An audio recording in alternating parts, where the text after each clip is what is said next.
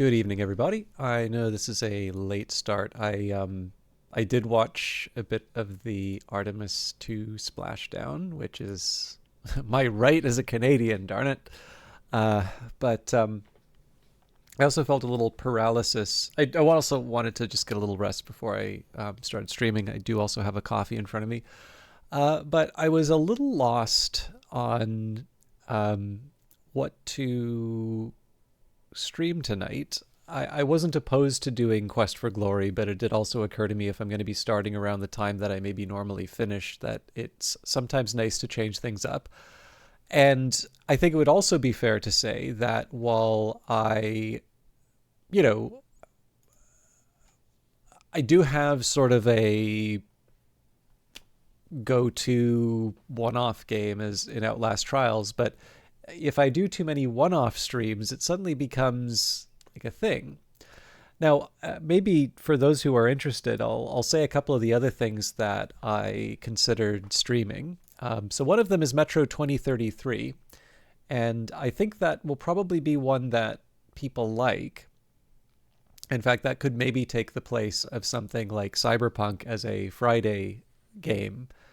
But again, because it's somewhat late at night, I thought, well, maybe if it's a one-off, it'd be unkind to, you know, start something, basically start something that has a story late at night and then, expect people to catch up. So I am definitely interested in trying that. If it's something you'd like to see, let me know. Um, I do have a couple of Warhammer 40k games, which I think mostly because Revive Snow has been playing some of them. I was taking as an option. So this Chaos Gate Demon Hunters is an option. I do actually have Dawn of War Definitive Edition, which I'm only a couple missions into, but I've been enjoying. I do have Gladius Relics of War. Now, that one I'm not great at, but I think I shouldn't be driving myself based on what I think people will think I look like good playing. Like, that's probably not the right impulse to have. Um, and then there's Warhammer 40k Inquisition Martyr, which is kind of a Diablo style Warhammer 40k take. Again, it doesn't have to be Warhammer 40k, but I know it's something that Revive Snow has been playing, and I've actually been enjoying watching them play that. So that's another option. I'm still probably more inclined towards Metro out of all of those things that I've mentioned there. But then there's one that I have really wanted to try and play, and I almost started it tonight, except that I have a feeling that it's one that won't be as fun to watch me learn. So I feel like I should put some effort into learning it first. And that's Shadow Empire. And that Shadow Empire is a procedurally generated 4X. It's very detailed in some of its simulation. So, for instance, it's got quite a robust logistics system. It's one where, like, it's got a 400-page manual. I've got a couple of games like this, which really have sort of tried to take the mantle of these really old school strategy war games from, I'm assuming these are like 90s era things. And some of them are very, very good and like really interesting to play, but they expect a lot from you to get in. So I will confess that I don't find the manual the clearest document to follow. So for instance, like the how to play section is like 100 pages in, and it's not necessarily something that, I don't know if it presents things quite in the way you're supposed to think about them in the opening turn. So the thing is that I do like playing games like that. It's been a while since I've really dug into one of those and like really tried to properly learn it. But I'm also wondering if maybe documenting the learning process isn't as interesting for those types of games. So another one that would be a good example like this would be Terra Invicta, which was a Kickstarter backer on. But I did find it was very difficult to make progress in that game while learning. And again, my inclination really is to try and come to terms with the game myself rather than seek out wikis. And that's not a point of pride. Like there are absolutely points where I'll go and read those learning resources, but I actually do tend to find that there is a really delicate balance for a good wiki, where you have something that explains a concept to you in plain English, or maybe presents some things in context and allows you to fill in gaps of your understanding. Those are really ideal. But what I do tend to find is that a lot of wikis for games basically wind up being the wiki equivalent of Twitter, where no matter what you say, there is some guy down below saying, at Grok, what is this? Or is this real? Or, explain this to me. And, it just tells you what to do. And the thing that doesn't work for me there is that I've never enjoyed being sort of a fleshy implementation of somebody else's algorithm to play a game. And so the enjoyment of a nice deep strategy game where you actually, there's a really good example of this, which would be Hearts of Iron 4, where I think there are a lot of guides which will tell you, here's the optimal design for like a company or whatever. And maybe it's not companies, but or divisions, whatever the level of the units are at. And like the thing that would be nice is if there were more resources which said, here is how you get to the mechanism to decide that this is the optimal setup, right? Like to a certain extent, I understand that basically the way Hearts of Iron does everything is that once you add a bunch of units together, the whole thing gets a certain trait. And sorry, I realize this is like an extended intro that's not related to Jurassic Park World, but I figure I'd get the talk out of the way and then we can enjoy. I know this will have, I believe they paid some of the actors to do some voiceover for this, so I figure there's probably going to be some spots before me. Also, I did want to set up the idea of the business sim. So,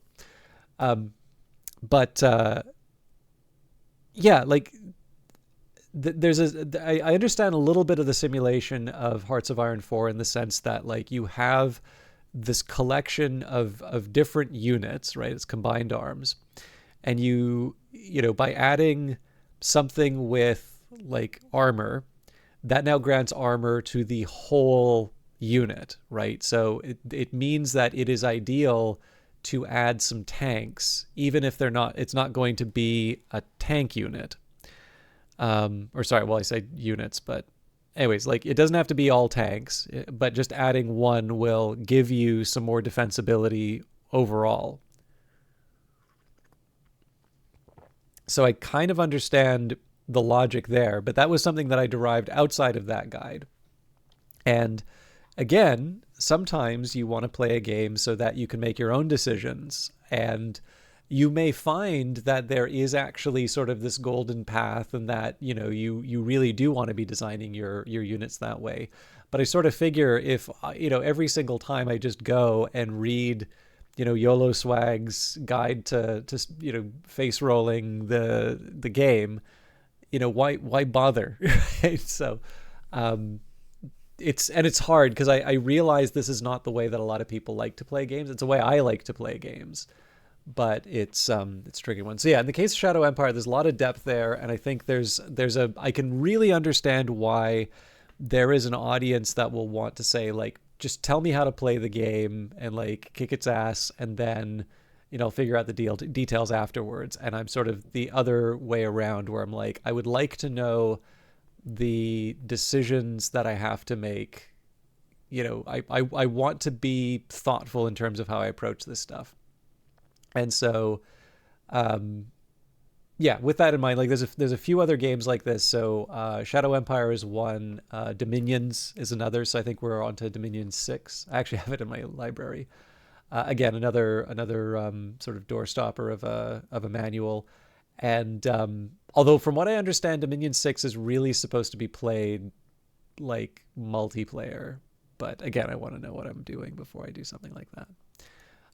So yeah, anyways, all of that to say is like Shadow Empire is really one of these ones which I would like to like put the effort into and actually do on stream sometime. But, probably I given my experience with Terra Invicta, I want to maybe kick the tires a little bit first and then try and bring the channel up to speed with what I've learned and then implement the rest. I also got a DLC, I think today, if I'm not mistaken, Republica.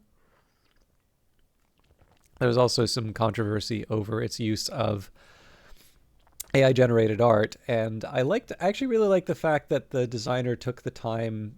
Like I do feel bad for some designers when people react this way, because I think there are some people who have like a principled objection to the technology, even if I don't agree with it. But I think the thing is that I'm always sensitive. I am always sensitive, and I actually have a degree of respect for people who make the principled objection as opposed to, the reactive one.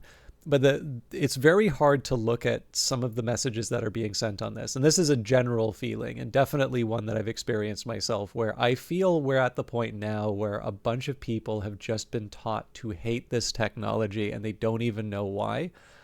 And I actually don't see the difference between that and the people who write like, Grok, is this true? I feel like we need to be back. I mean, if nothing else, like there's a degree of like hype around some of the Mythos stuff and, Project Glasswing and not actually rolling out the model on time and that. But we really need to get past the point of like pretending that there's no value to this tech. When, like, great example, right? Whatever you feel about Anthropic's products, FFmpeg is a very like impressive project, open source project, very high quality of developer, something that is relied on by a very large part of the internet, like like that, and FreeBSD. There's a few projects where I feel it's not necessarily sexy to be associated with it, right? So like you have these instances where like people are like doing minor changes to documentation in the Epic Games repository and like submitting a PR so that they can like put on their resume, contributed to the Unreal Game Engine or whatever. I actually know I know a guy from the place I used to work who like goes to these big projects and like identifies typos in their documentations and submits them as PRs. And it's like, I actually know one of the ones I've looked at is NumPy. It's one that I use quite a bit. And I'm very amused when I was taking a look at their like contributor guidelines. I believe they have a specific ban on like anything that is just like updating documentation or whatever, or like cleaning typos or that are basically not welcome. That you can do it as part of like an update, but you actually need to be giving a substantive update, which I kind of think is the way to go. That, or actually wonder if maybe like anonymous contributions would be a way. So like you can contribute that, but you do so as a selfless act of improving the project, not so that you can get some like internet points or whatever. Anyways, I sort of feel like if like probably being a contributor to FFmpeg is a like a big deal, but the thing is I don't think most people would, unless they knew to look, would associate that with like a very high level of sort of quality and care. And what's interesting is, despite there being so many large companies that effectively rely on that project, Anthropic seems to be something of an outlier as someone who actually contributed an improvement, like a patch to the project. And again, I think it's just one of these cases where they talk about, the length of it, how the vulnerability had been missed and so on. And again, like FreeBSD is one of these things where it's, if you go far enough back, sort of something that the Mac OS is derived from. So I think it goes like Darwin is sort of like a, I don't know if it's like a fork or exactly what the relationship is, but I believe there is a link to specifically FreeBSD and what became Mac OS. I believe PlayStation, I believe its OS uses a variation on FreeBSD.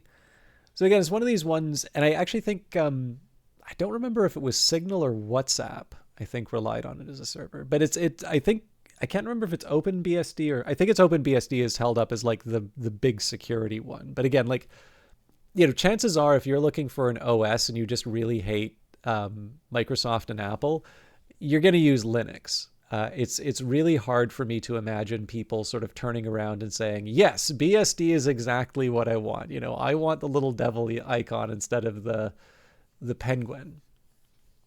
And again, it's fine. Like there's lots of variations of Linux for people to mess around with. But again, presumably if you're somebody contributing to those projects, you're doing it because you have this weird nerd obsession with a particular set of technologies, and you're probably really, really good at what you do. And so you don't normally expect to find vulnerabilities hanging out in there. And I don't know, it's just one of these points where maybe people, it's frustrating that you have a group of people who, no matter what happens, kind of just say the same thing over and over again. So, the reason why I'm bringing it up in the context of Shadow Empire is that I don't actually think that many people are affected by that designer's decision to put the art in. And in fact, they explained the trade-offs that they were facing in terms of their choice and why they did it. And I like the fact that they did so. And I think that what bothers me is that this designer now needs to consider the potential backlash of using a technology like this rather than focusing on the game. And, I think this stuff is hard enough as it is. And maybe I know the design, I know the intention. I know the strategy is to like beat the machines back by shaming the people who use them. And that'll be the way we make the world a better place. But no, it makes people miserable, and it doesn't, as far as I can tell, doesn't really accomplish anything. So anyways, there's my man rants at cloud rant, I guess. Last thing before we go in, because I think we're like 15 minutes in or so. One of the reasons I chose Jurassic World Evolution 2. So I got to admit, I have actually not seen any of the new Jurassic World movies. I haven't seen any movie called Jurassic World, basically. I think I've seen like the first 3. I remember absolutely nothing about number 3. I know in the Lost World, there's like, what is it? It winds up in a city at some point. And I think I remember the first one reasonably. I've seen the first one a few times. So that's the one I probably remember the best. But there's something I think kind of interesting about the development of the Jurassic. And like, there's a side of me that actually does want to see what the Jurassic World movies are like, because I think there's something very interesting about the interpretation of this story. And you can see this in a few different ways. So like sometimes there are myths, and you can see a few different versions of a given myth, and they're not always going to be the same. There will sometimes be certain adjustments, and you learn a little bit about them. So one of my all-time favorite writers is Ovid, the ancient Roman poet. He drew a lot from mythology, and effectively all of his work. Metamorphoses is this just wonderful kind of compendium of myth. But Fasti also draws from mythology. And I think in both of those poems, I think Fasti, it's probably a bit more overt. But there's definitely some emphasis that he places on the behavior, particularly of the gods. And when you see those comparisons of the gods to, or when you start seeing, emperors being compared to gods, and you reflect on the behavior of those gods, it doesn't take a whole lot of close reading to understand that there's maybe a certain point being made. But it doesn't even need to be that. I mean, like, I happen to like satire, and I do happen to like sort of subverting certain ideas, but you can get other versions of it as well. So, like, there's a few different interpretations that you can take of Joan of Arc, right? So, presumably if you have like an English author, it's, that witch and heretic who got what was coming to her. And you could see alternatively sort of like a feminist icon. You've got Bernard Shaw, Saint Joan. You've got, I think it's called The Messenger. There was I think it was actually Luc Besson who did it, like the guy who did Leon the Professional. Milia Jovovich plays Joan of Arc in that. There's a great scene with Dustin Hoffman in that movie, actually. But, this idea, is this a divinely inspired, savior of France? Is this a crazy person? Is this, a demon possessed rat? Like, there's any number of takes that you can have on this.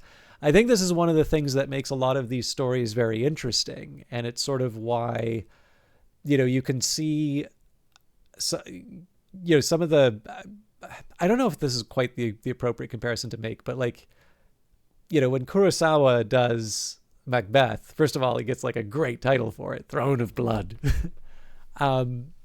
But there's actually, maybe even the better example of this would be, the idea of Mad Max's popularity in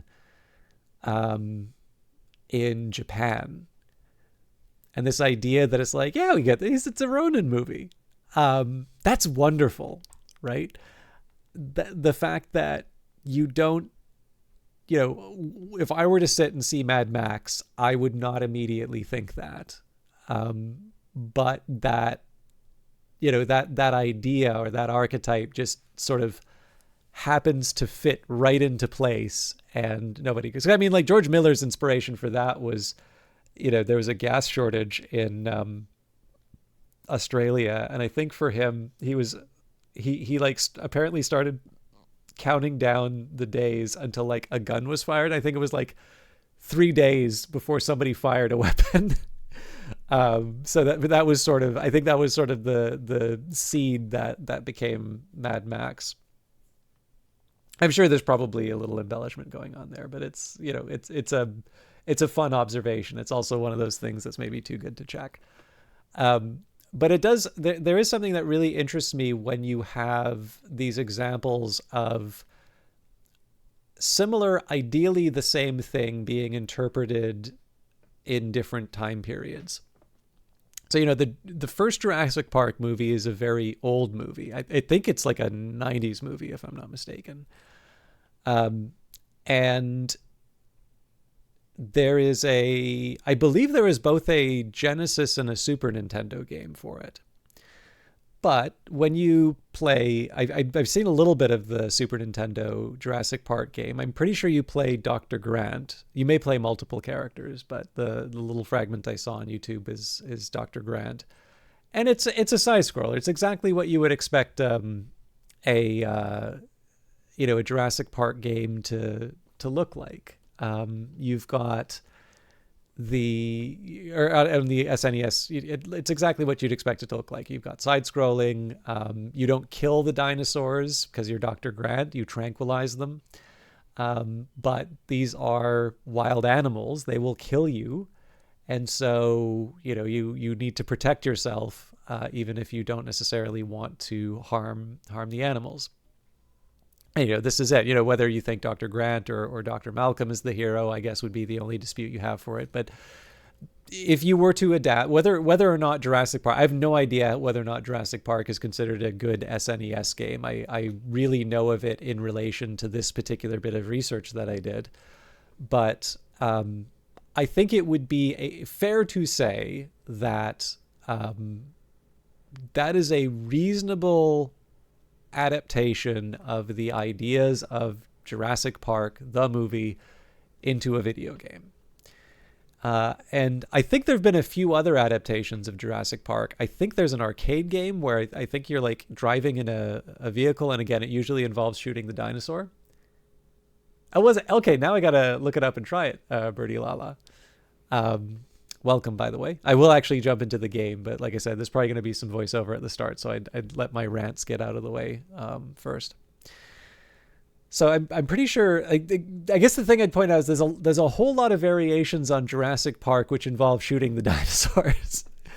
I actually do like the fact that the SNES one does seem to indicate that it's tranquilizers, because it does actually sort of respect Grant's fascination with the animals. Used to sit around the TV and make hand-drawn maps of the buildings to navigate. Fascinating. That's what I'm doing with Quest for Glory. I mean, I'm doing it on a tablet. I'm like the most spoiled gamer for these these old games, but that's very interesting. And if I'm not mistaken, I believe there were I think there were Telltale Jurassic Park games. But in each of these, you can kind of see the same idea, right? And you can sort of see who the hero is and who, what the point of what the focus and what the interest is. And, it's man versus nature. If you go back to your high school English classes, you've got these survivors, who are dealing with a predator that humanity was never meant to be facing. The hubris of the scientists. That's Turok was your favorite Jurassic Park game. Welcome, Lord Gloom. And I see you've got a NASA sign, so I'm assuming this means you were watching Artemis 2 Land as well. But the thing that really, really interests me, and to a certain extent I kind of get it, I believe it is Frontier Developments that makes this, the same play. I'm not playing Quest for Glory.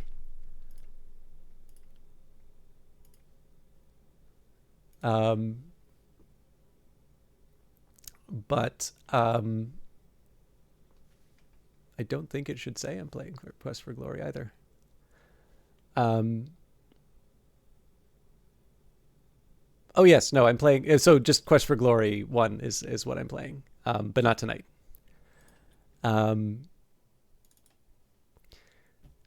But anyways, the thing that really fascinates me is to a certain extent you have like Frontier Developments, maker of Theme Park, doing an adaptation of Jurassic World. So sure, it'll be a park builder. But what I do also find is that, maybe this is the sort of stuff that I'm following on Twitter, but I do think there is something very interesting about the fact that we have had a long time to sort of absorb a bunch of hustle culture, right? In Canada, the leader of the opposition was on a show called Diary of a CEO. I have never listened to Diary of a CEO, but I do notice that the YouTube algorithm really likes putting clips from it in my feed. It is the most boring, like, kind of self-helpy nonsense I've ever seen. Like it feels almost like, I don't know, horoscopes for business majors or something like that. But this is the thing. Like this is apparently a very, very popular show, and there's also there's plenty of examples of business people, and Tony Robbins goes from inspirational books to apparently telling you that you need to invest, there's one set of books which are like, oh, you need to invest in real estate. It's like, okay, no, now I'm going to tell you the secret to wealth, and that's private equity. And we have Etsy or OnlyFans or Twitch or YouTube, or, there's lots and lots of different places kind of promising you to, be your own boss and to do,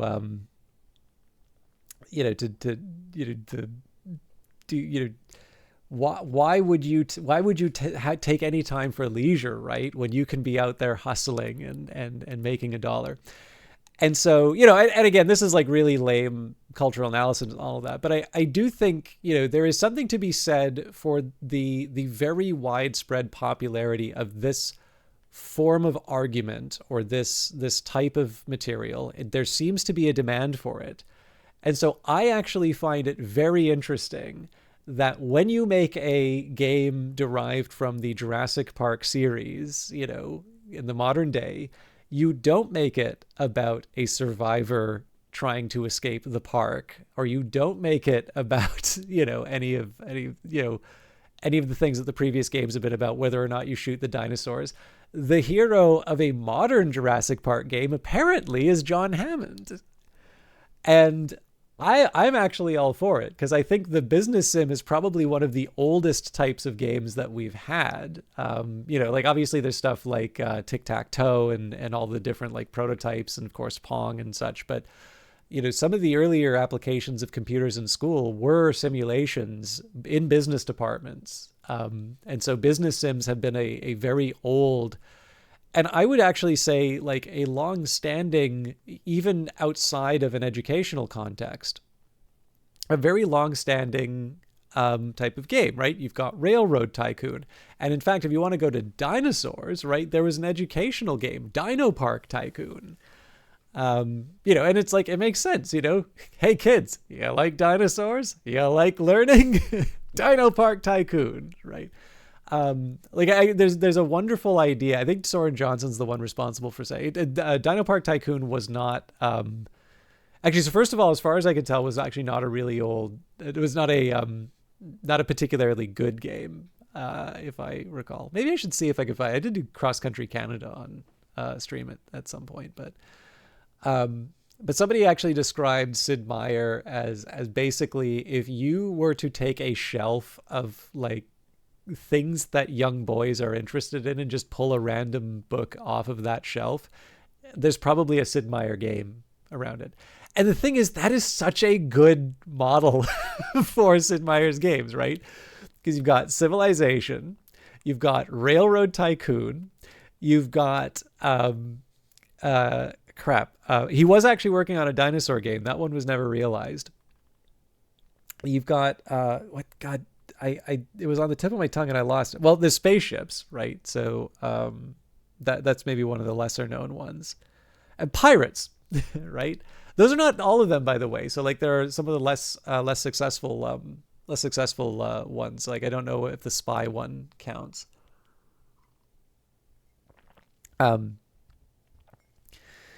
But yeah, I don't know. Like, there's something really interesting about the fact that the modern Jurassic realization of Jurassic Park is in fact the one where you are trying to make a dollar off of the dinosaurs. And again, I think business sims, like, to a certain extent, I can see. I can see this being, there's a few different variations on this formula that have worked really well. So I also think that there are similar impulses that make like Factorio work along those lines, or Infinifactory, or Infinifactory is something different. It's the coffee stain game. Is it Infinifactory? No, Infinifactory is a Zachtronics game.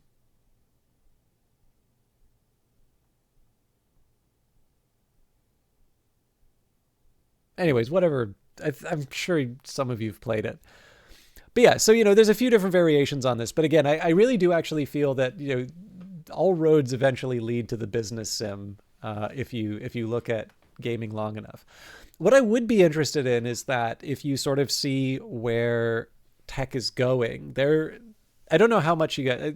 If you ever want to keep on top of this stuff, there's some decent podcasts. I subscribe to The Economist, so their premium podcasts, they do have Babbage, which is their science podcast. But and then like Mustafa Suleiman,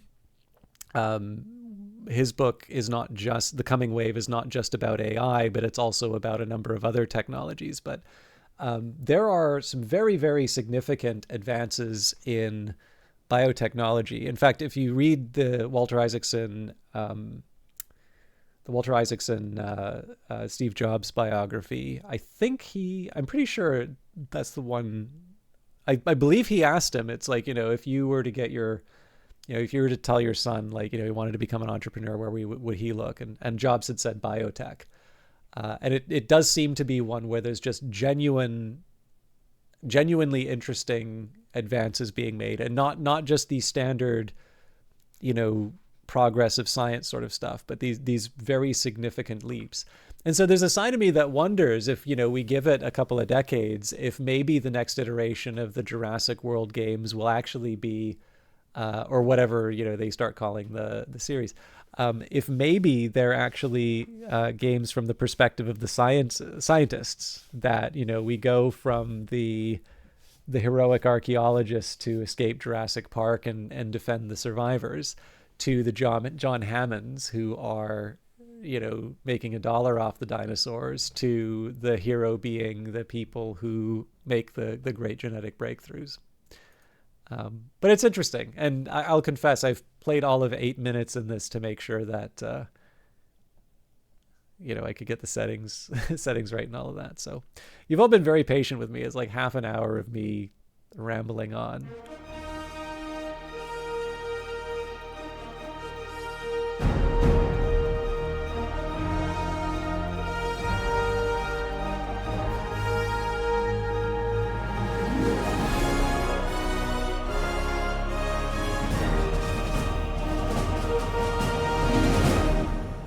Crew of Artemis 2 are furiously looking at that logo, saying, "It doesn't look like that."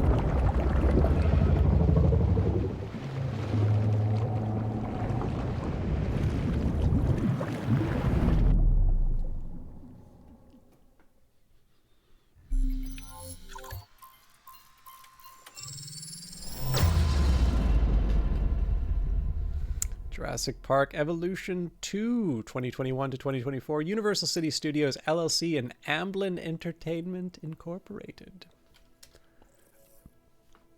All right.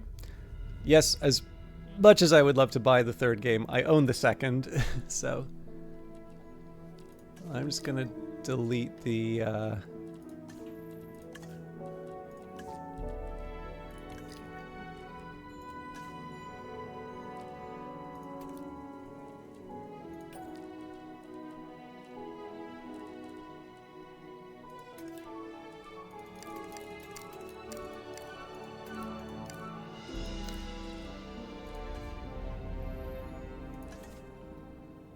Sorry, just trying to make this look good for me.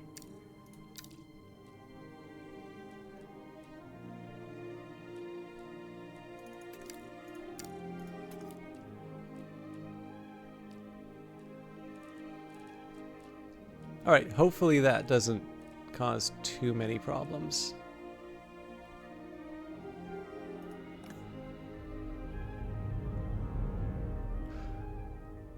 One of my favorite descriptions of John Williams' soundtrack to Jurassic Park, by the way, is like Steven Spielberg comes up. It's like, "Hey, John, can you give me a... Do we get to watch the visitors before they're devoured by man's hubris?" "Oh, indeed we do. You will probably like the introduction to this then, Birdie Lala." But yeah, I do like that. I think, pretty sure this is something on Twitter, but somebody says to, like, Steven Spielberg comes up. It's like, "Hey, John, can you make me a little song for my, my dinosaur movie?" And sure, I will now produce the most beautiful piece of music ever produced. And then it takes like that really famous song, and I'm like, I don't know, it's good. I actually feel like Jurassic Park has an unreasonably beautiful soundtrack for what is a perfectly fine movie, to be clear. But like the dinosaur movie, really? That's like one of John Williams' best. All right. DFW campaign. Lead the efforts of the DFW, Department of Fish and Wildlife, to control, conserve, and contain wild dinosaurs now rampaging across the USA. There is... Okay, so there have been some developments, apparently, in the Jurassic World universe. I did not realize that the dinosaurs are now part of the landscape. Fascinating. If this is your first time playing, we recommend starting here. Biosyn, experience the story of Biosyn genetics from wannabe to world leader Lewis Dodgson, who I believe that's the one that like Nedry's like, we've got Dodgson here, we've got Dodgson. See, nobody cares. Looks to go further than ever before, seeking the most accurate dinosaurs ever brought back to life. Spoiler warning, refers to events of Jurassic World Dominion. I'm pretty sure at this point it's my fault if I get spoiled. And then Dominion campaign Malta, enter the new worldwide dinosaur economy and tackle the moral dilemmas within. Consult with Carla Watts and others to establish brand new dinosaur facilities across the Mediterranean and carve out your own path between the authorities and the underground. I will actually also say too, this is like basically a zoo game as well, and I do think it is actually kind of interesting where you'll see there have been games about zoos which are entirely about like, yeah, just throw a bunch of animals in cages and like get people pay to go see them. What's wrong with that? To a lot of zoo games now actually really do seem to be dealing with a lot of the protests surrounding zoos. Like there is this effort, you know, they do tend to sort of angle it from a conservation perspective. Actually, speaking of The Economist, there was one on I didn't realize that like Marineland is like sort of a ghost, I don't know, a ghost aquarium. So like apparently there's still some animals there, or at least there were, and they had there was basically a whole little documentary on like the last whales of Marineland, and it sounded quite sad actually.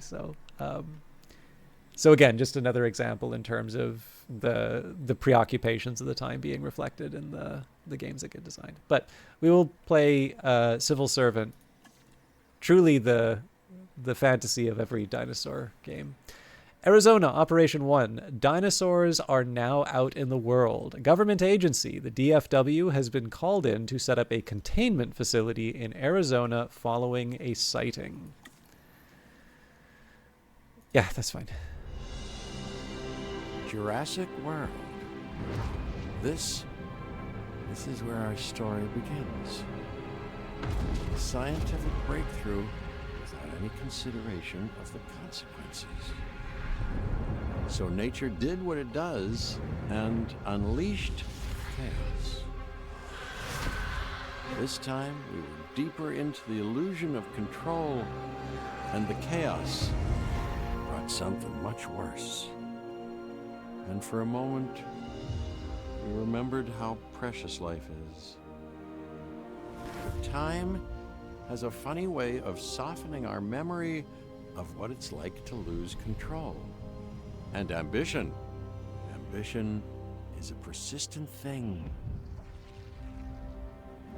For the dinosaurs left behind, time was becoming immaterial. From miracles of science to assets destined for exploitation. Perhaps it's time we reflect on the true nature of nature. An endless cycle with one goal: survival. And this means that dinosaurs and humanity have to find a way to work out their differences.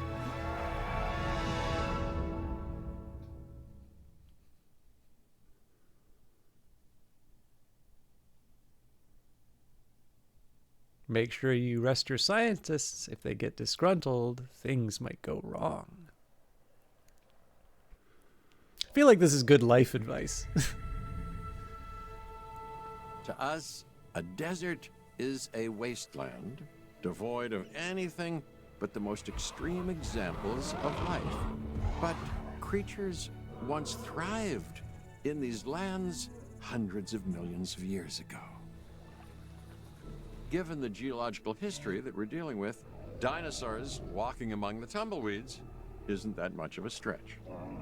The current situation, where dinosaurs are running wild, is untenable to those in charge, well, those that think they're in charge.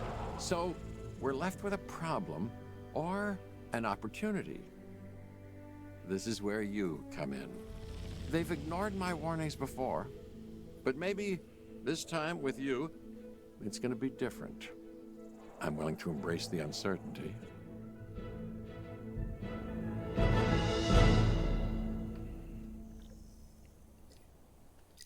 All right.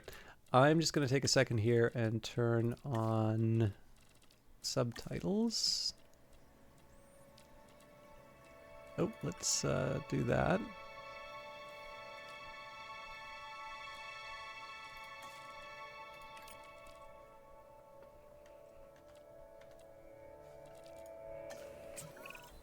Okay, I guess an introduction is in order.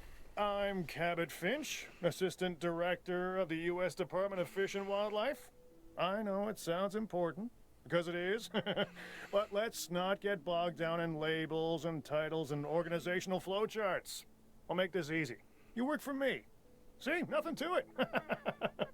You'll be working with the experts. This is Claire Deering and Owen Grady.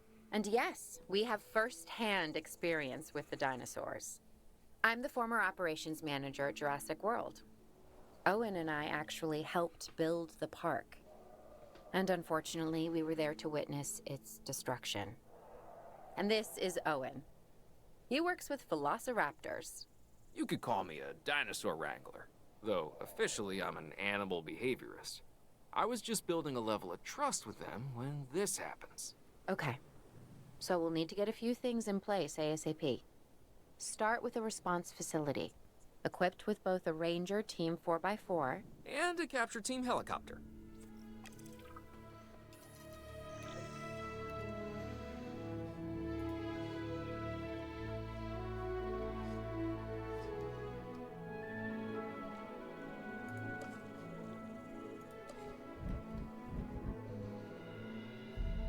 $100,000. We are making excellent progress, so let's stay focused. Next step, building a backup generator. Then feeding the energy it creates to the response facility. And also make sure the building is connected to the path network. It only does us good if it's operational.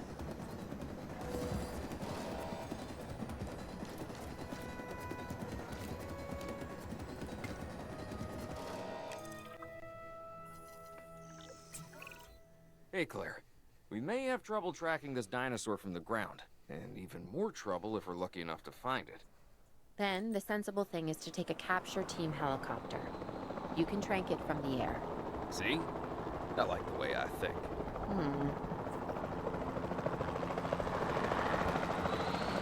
Cool. Capture teams locate priority dinosaurs in the surrounding area by using the compass at the top of the screen. Approach the dinosaur and then use R to switch to aim mode. While in aim mode, use the left mouse button to fire tranquilization darts. Stimulant darts can be used to wake a tranquilized dinosaur. Let's make sure we don't mix those up.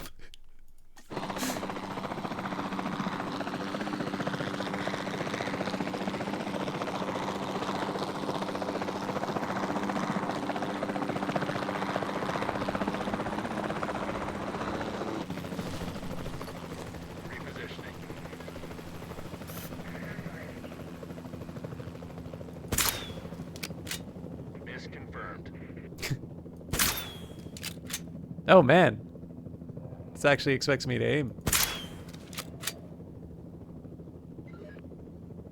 Really? Contact made.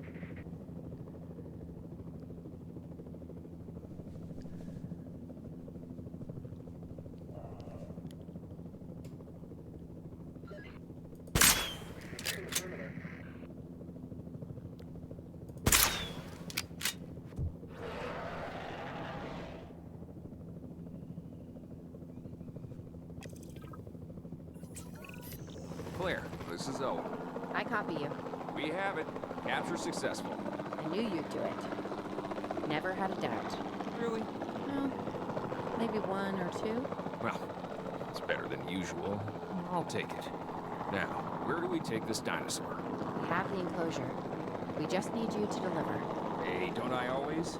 Wait, you don't have to answer that.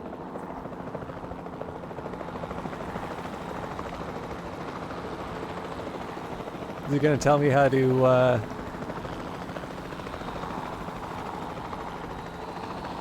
do this?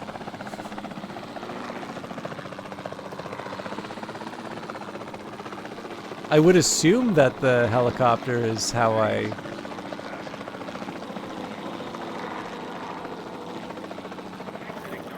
Oh, okay, here we go. Transport.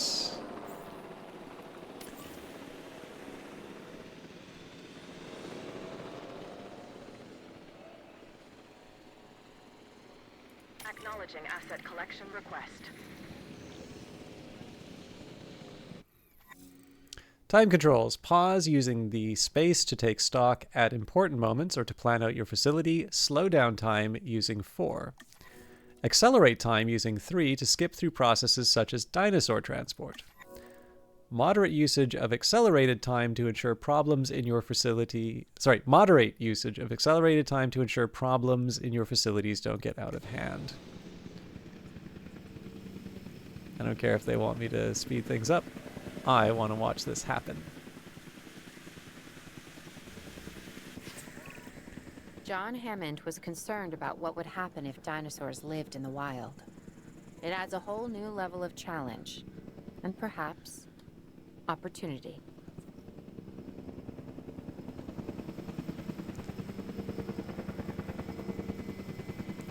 Asset has been collected.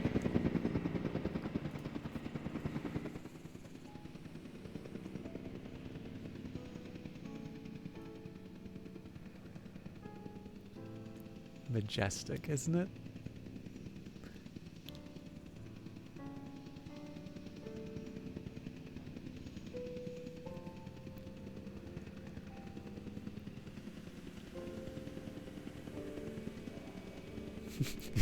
This is how we make pterodactyls.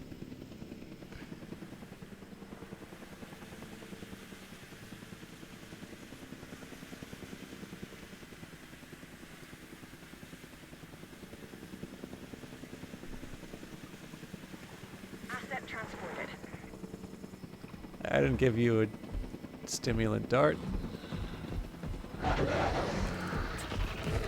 Whew, I instantly recognize this dinosaur. Kind of hard to forget once you've been trapped in a room with one.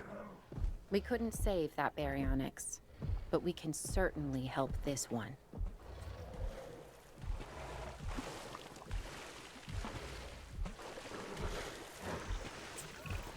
There's not a lot out there for the dinosaur to consume, so we'll need a feeder inside the perimeter of that enclosure.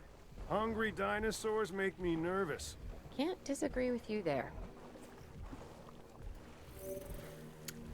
A piscivore feeder. This game's teaching me all sorts of words.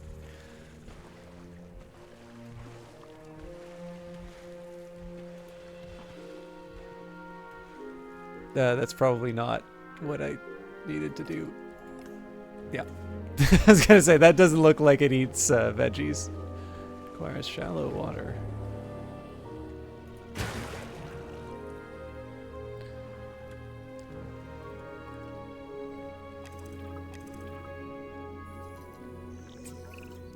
Good to go on this end. Copy. Okay. We need to get a full assessment of the dinosaur's health. Utilize a ranger team vehicle. Owen will help you get a status of the animal's overall welfare. Then we can plan our next move. A plan? I mean, I've always been more of a just make it up as I go kind of guy. Tell you what, if this doesn't work, we'll try your way. That sort of sounds like a plan. Sorry, gentlemen. We absolutely cannot have you check this dinosaur from outside the enclosure. You must go in with your binoculars. Ranger teams provide the latest dinosaur welfare information via a status check. Construct ranger posts inside your enclosure so they cover all your species. Ranger teams can then be assigned to patrol ranger posts and will periodically status check all dinosaurs in range.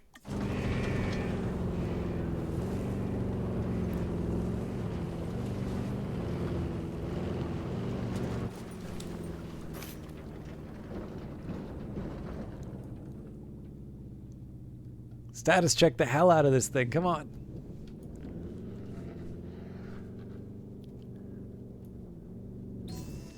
Asset check complete. While we can't replicate what we had on the islands, we still have to do what we can to get the dinosaurs more comfortable with their current surroundings here in Arizona. Sunscreen and drinks by the pool? How's that sound? Are you seriously asking? Or pretend asking? Okay, Claire, how about we add some preferred terrain to their pens instead? Better? All right, ensure the Baryonyx has 95% comfort.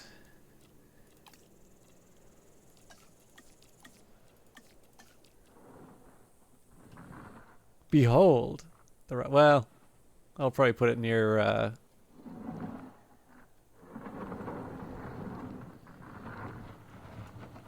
Well, you know what? There we go.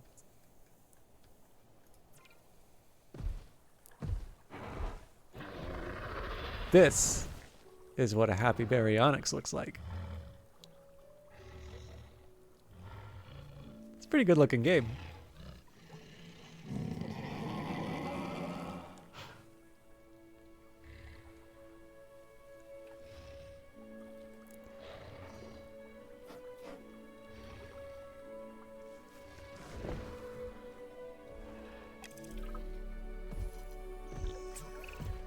We've got to monitor these dinosaurs more closely. That means setting up a ranger post inside their enclosure. It sounds crazy, I know, but this'll work. Trust me. When assigned to a ranger post, a ranger team will monitor the welfare of all dinosaurs within the post's radius. That is an absolutely enormous radius.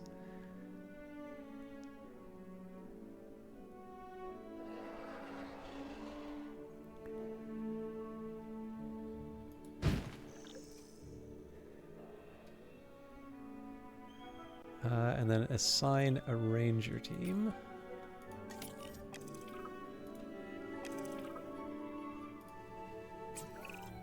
I'm getting reports of dinosaurs running freely around the facility, Claire. The reports may Damn be it, accurate, Claire. but they don't paint a complete picture of our current status. Angry dinosaurs on the loose. What am I missing? They're not angry. They're simply acting on instincts. The more threatened the dinosaurs feel, the more hostile they'll become. Especially if they sense survival is at stake.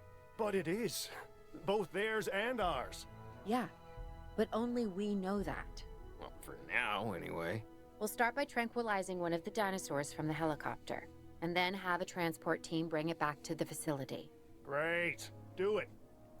Herbivores will eat from suitable foliage inside their enclosures. Meeting their territory needs will ensure they have what they need. Carnivores and piscivores need to be provided with special feeders inside their enclosures. Some dinosaurs are able to satisfy their hunger from just hunting, provided there is enough prey. Alright. Looks like I need to go get some dinosaurs. Assuming direct control.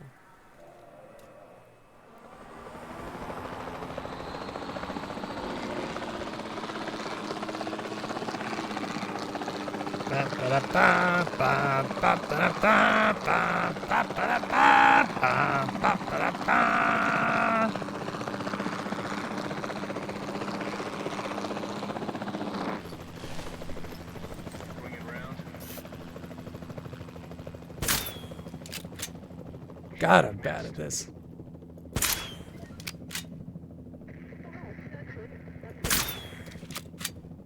That's a hit. That wasn't the one I wanted to hit, though.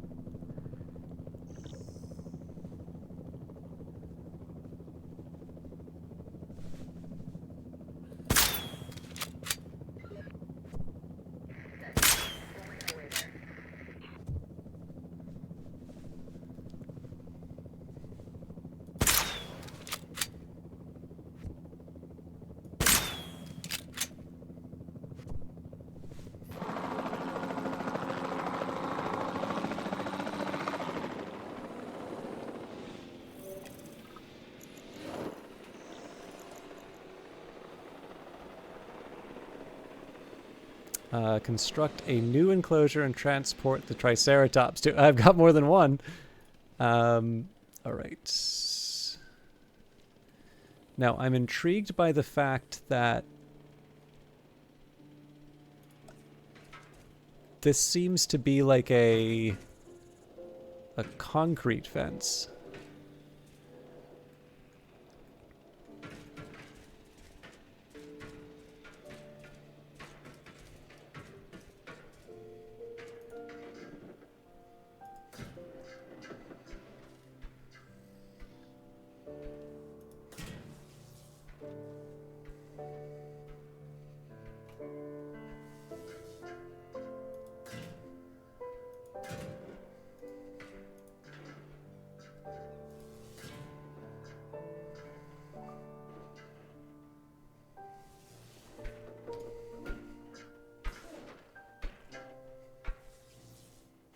I don't know about this.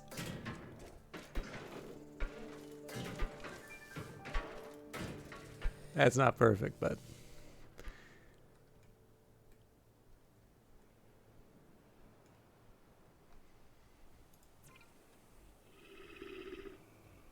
Right, I forgot the transport, so...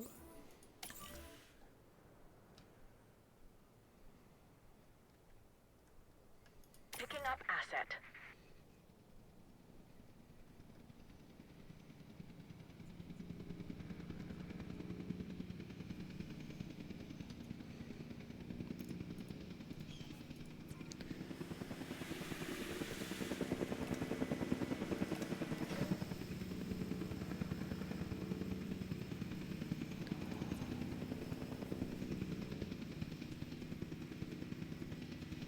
So I may be... I do want to try and grab all of them if I can. I don't know if that's the objective. Transportation underway. But,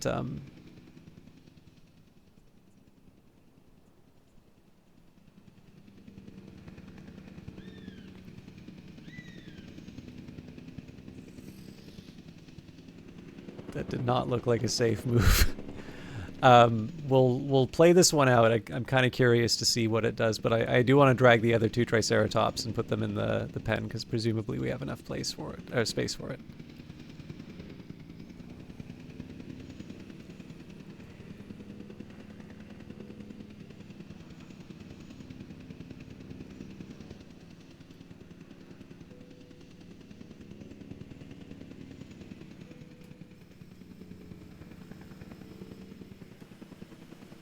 Wakey, wakey.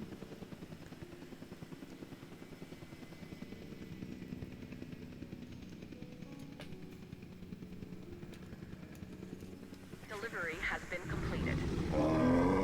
I always like Triceratops and Ankylosaurus. I'm curious how I don't know, chat. What are your feelings on dinosaurs? Did you ever have any favorites growing up, or maybe current favorites? En route to collect the asset.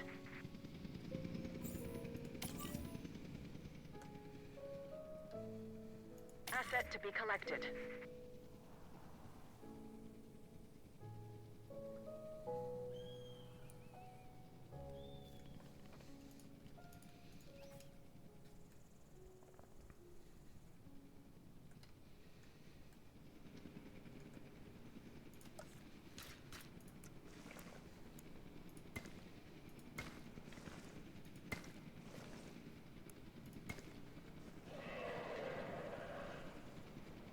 Transporting asset.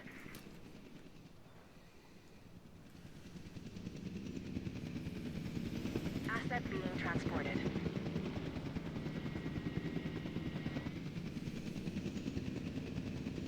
I won't lie, I do find it quite enjoyable to just watch the dino airlifts. I don't actually know why people would want to speed that up, but do let me know if it's getting a little dry. I guess I can take a look at the... Well, we'll wait for the game to tell me what to do, but I'm assuming status check is the next obvious step.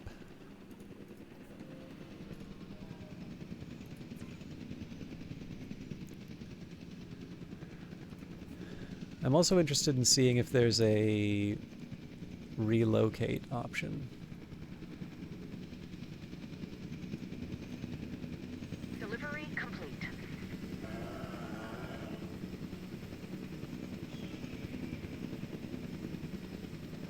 Asset has been transported.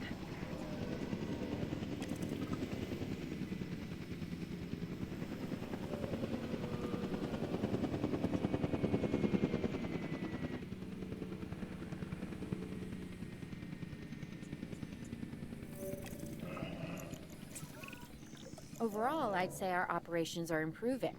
I'm confident we may get a handle on this yet. But I'm also concerned, specifically about our biodiversity. Still, for now, let's focus on getting the dinosaurs safe and secure, as well as building some additional viewing galleries the DFW staff can use to monitor the animals. Dinosaurs of the same species form territory around them as they move. Dinosaurs only consider area inside their territory when determining their comfort level. Territory that is not frequently visited shrinks over time to match the latest changes to the dinosaur environment. All right. So, can I turn this thing around? So this isn't how I normally would have picked it, but this is obviously a terrible choice. So what we really need to do is put it in here and give the other dinosaur a snack. All right. Yeah, this will do.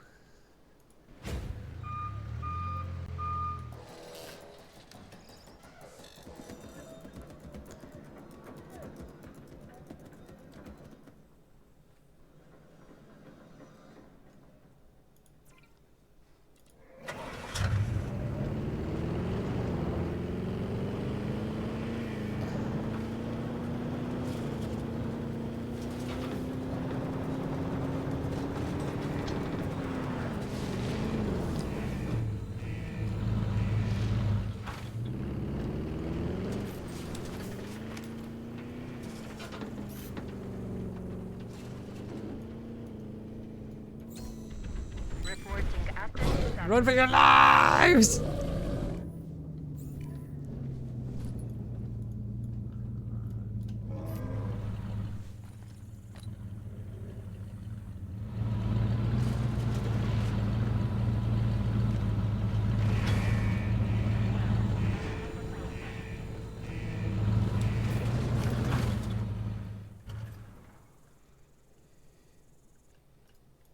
Yeah, you guys are probably going to want to get out of there.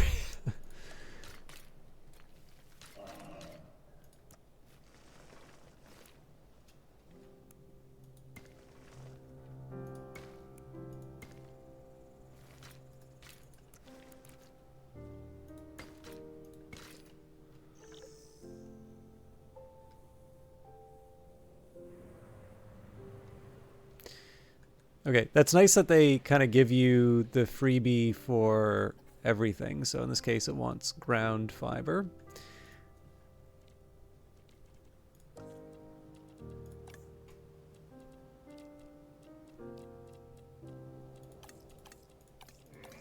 I'm assuming that means, yeah, forest leaf and fiber.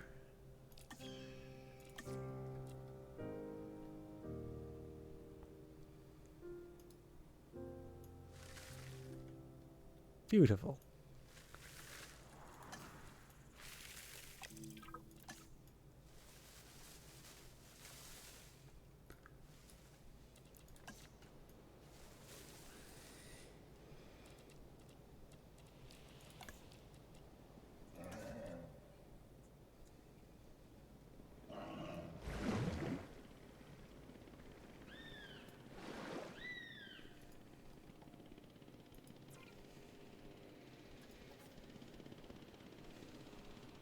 That's interesting that, so I wonder if it's more about the, I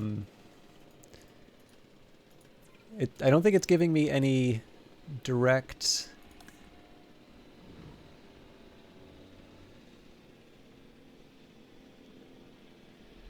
okay.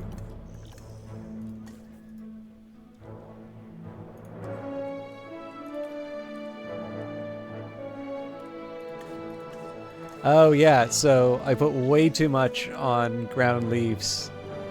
Not enough ground fiber. We're gonna change that.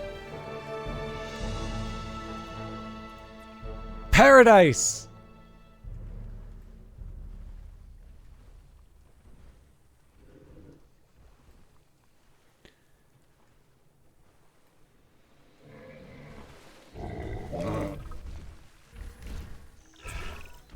With so many of the animals running free, our priority has to be capturing as many of them as possible.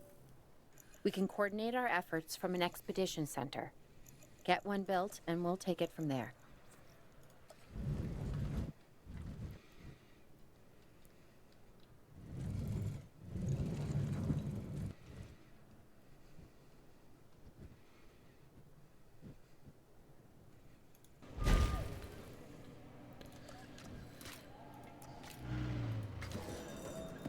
Yeah, I'm liking. I'm actually quite liking. Nope.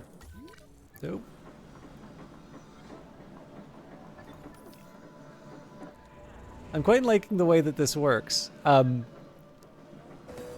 will say one thing that also I find interesting. I didn't play a whole lot of the original Jurassic Park World Evolution, but the first one was actually about breeding dinosaurs. So I'm surprised that this one doesn't have that option at all. I'll be able to track the dinosaurs, but some help would sure be appreciated. Claire tells me there are some candidates to recruit. Scientists. Hopefully you can find one as rough and tumble as I am. Scientists are key members of staff needed to perform, specialist tasks. Browse the recruitment page to see which scientists are available to recruit. Scientists have 3 types of skill: logistics, genetics, and welfare. Each task has a set of skill requirements that need to be met by the assigned scientists. Looking forward to when the professor gives you your first starter dinosaur, and then you can start battling the gym leaders. I recognize a good Magic the Gathering reference whenever I see one. Oversubscribing to a particular skill requirement will decrease the duration of the task.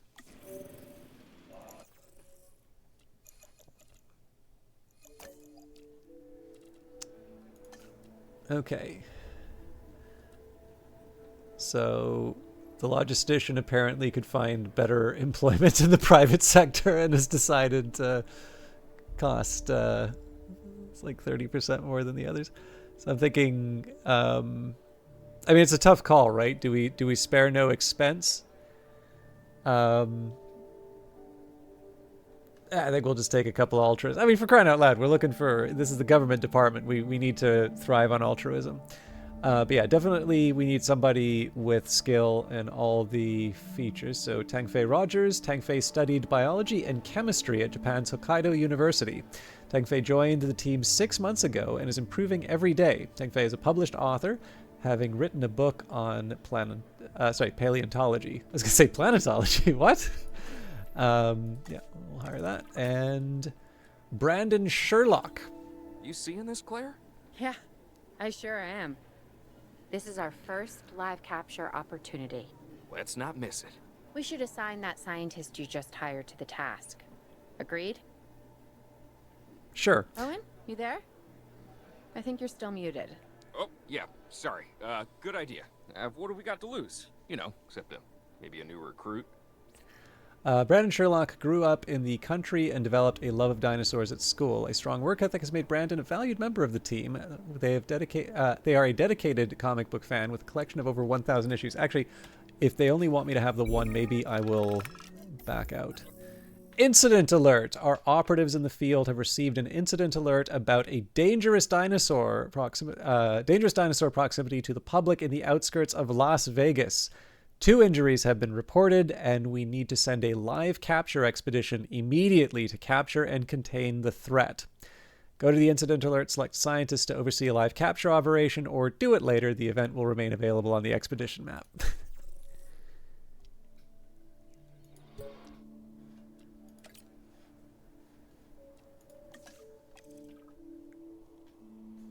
Before the remote capture teams return, we should have enclosures ready for the dinosaurs. think of it as welcoming them back home.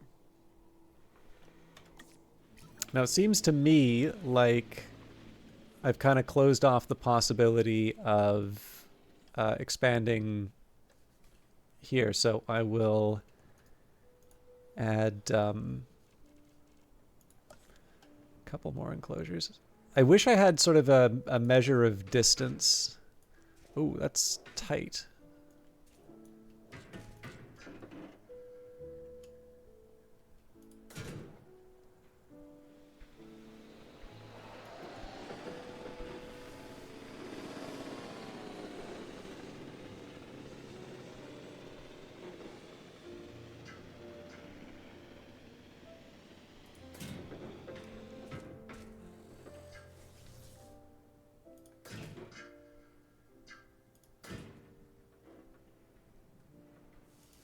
I wish I could just do square fences in this.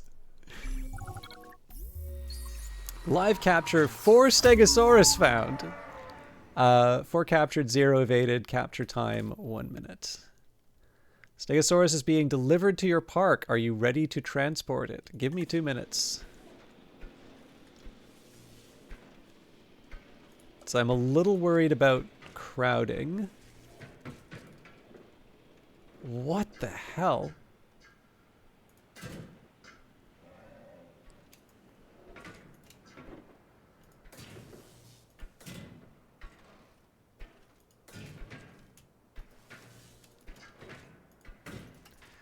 All right, I think that'll do. Open question as to how I actually get people into these, but I will... I'll figure it out. Okay, so we've got to put a gate here.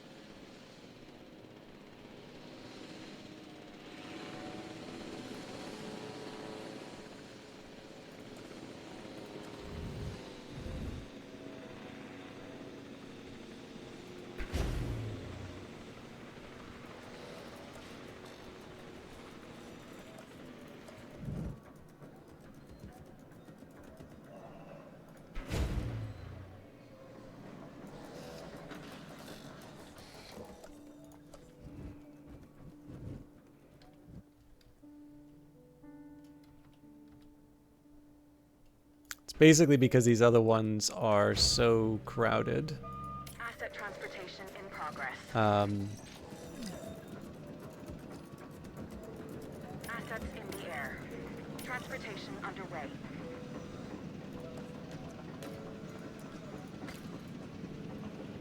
I'm allowed to do that lengthwise.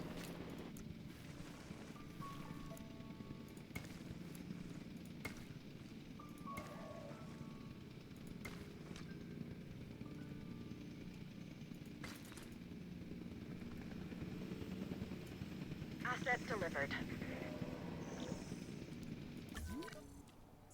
Oh, right.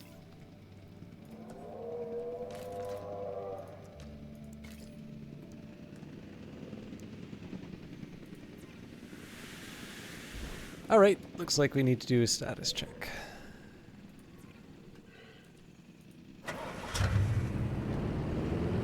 Oh.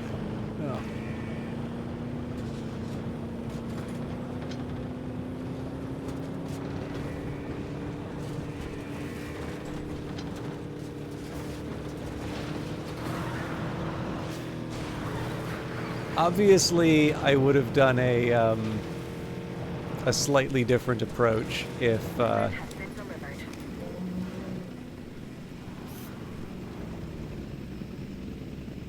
Confirming asset delivery.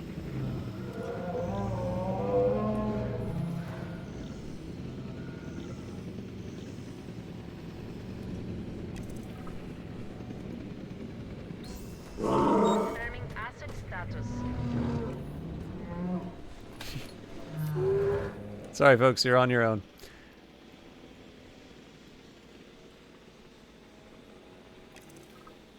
All right. Okay. Who's watching who? I'm not following you, Owen. Well, it's just like the dinosaurs are always watching us, so shouldn't we be watching them? Yes, we should.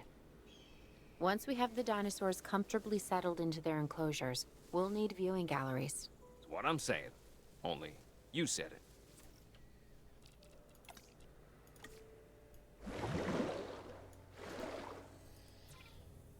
All right, yeah. So it says missing open space. That will be...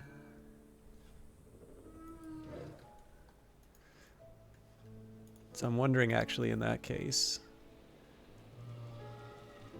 Obviously, that was wasteful, but...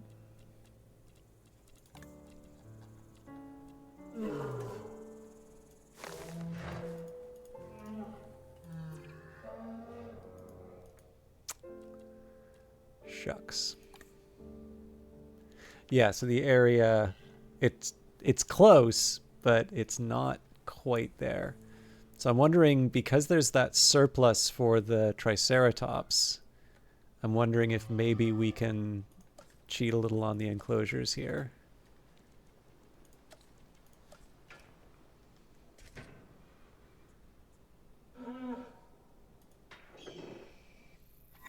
Fuel and food. Power generators consume fuel over time, depending on how much power is being drawn from them.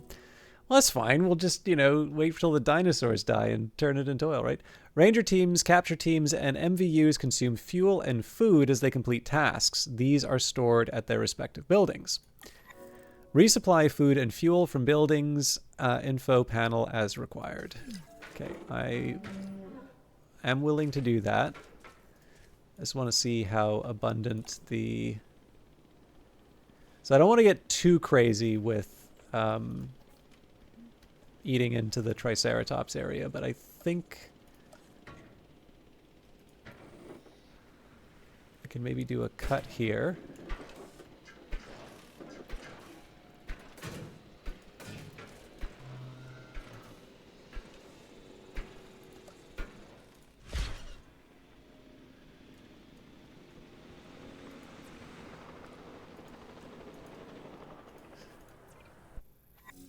Backup generators provide power immediately around them and when required. Backup generators consume fuel whilst power is drawn from them, so use them sparingly.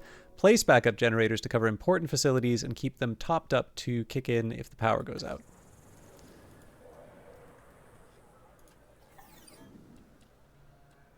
I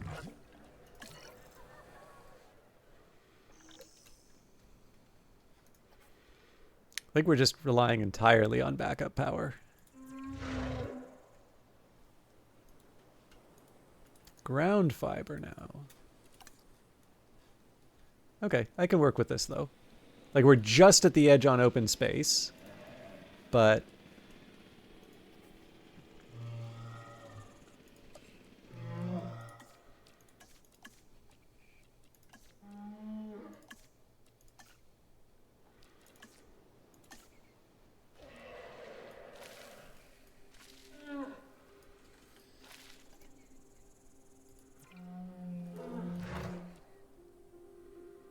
oh, we're just shy of where we need on open space, actually.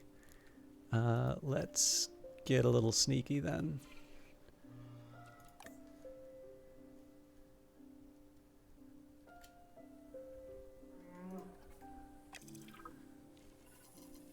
Attention all personnel. Our weather reports have identified. Owen, we have a real problem. I'm trying, Clara, but it's just, well, this is who I am. Not you. Ah, the dinosaurs. Tell me something I don't know. Okay, how about this? There's a massive sandstorm headed our way, and it could wipe out the facility. Without power, the safety of the dinosaurs could be at serious risk. Okay, listen to me, Claire. We'll figure this out. Have I ever let you down before? Actually, no. And I'm planning on keeping it that way. Everything we can do, we will do. We've survived worse. What's a little sand? I don't like sand. It's coarse.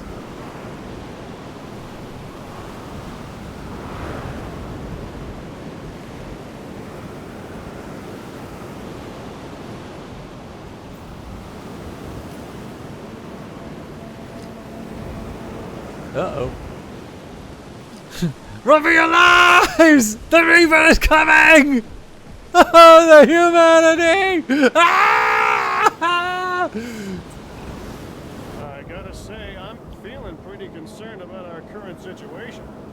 As much as I'd obviously love to help out, I'm a little tied up. So, who's gonna protect the dinosaurs? And our personnel. Yes, of course. I mean, that goes without saying. I'm saying it anyway. It's just, it would be a tragedy to lose these animals again. And by tragedy, I mean huge financial loss. And obviously an embarrassment to those in charge of the DFW. People such as you. Well, actually, exactly me. So, how do we avoid that? Okay, step one, round up the stragglers and get all the dinosaurs back into their enclosures. Then we'll work on our safety rings. This good? Yes, this is a plan I can support now and take credit for later.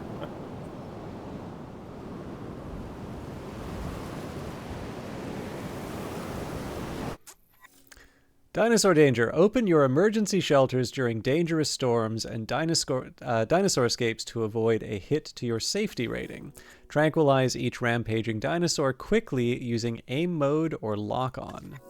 Transport dinosaurs back into their enclosures before they wake up again. Rampaging dinosaurs can damage or destroy sections of your enclosure fence, leaving an open breach.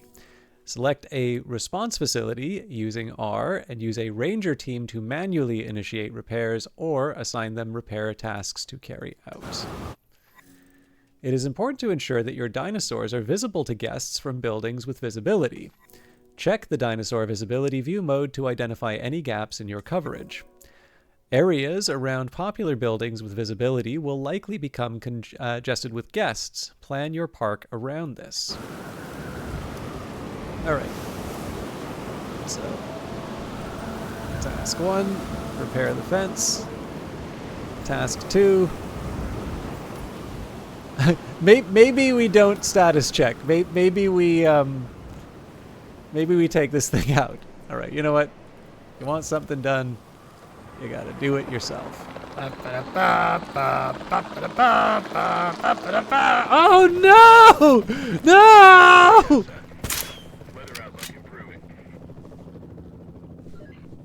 We failed you, buddy. All personnel, the sandstorm has started. Please resume your normal working activity. I'm thinking I'm gonna need to take advantage of lock-on mode in a minute. You know what? I need you guys to take over for me. Thank Christ.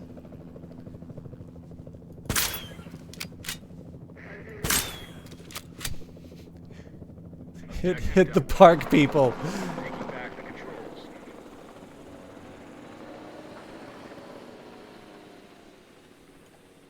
All right, only one casualty. Not great, not terrible. Heading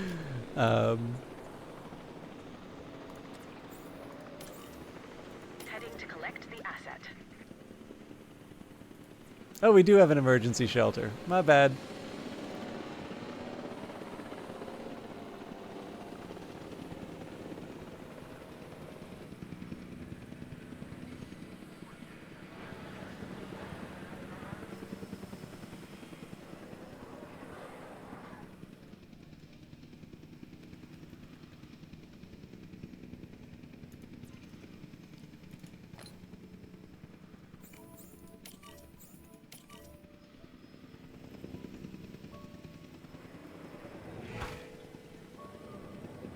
I feel like it would be a shame to waste this, right? We should probably just drop this gentleman in with the... Asset in transit.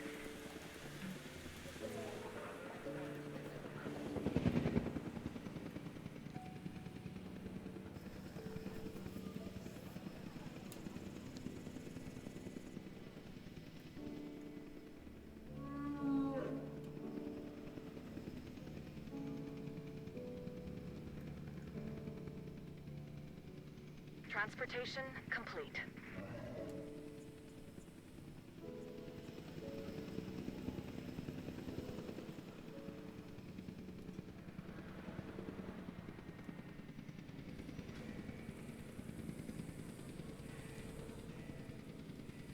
So it's interesting. Like, obviously, this is being described as a government facility, and there isn't like the whole running the park side of things. But the way that they're describing it is definitely, plan for congestion around popular exhibits, etc. So I'm assuming at some point. Oh, there we go. Mission complete. Arizona was secure. The dinosaurs were safe. Finch and the DFW had what they needed to keep the bureaucrats off our backs. For now. But the future, that was something completely different. All right, Washington. A dinosaur poacher ring has recently been broken up by the authorities, and after a disaster at their camp, we'll never know the rest.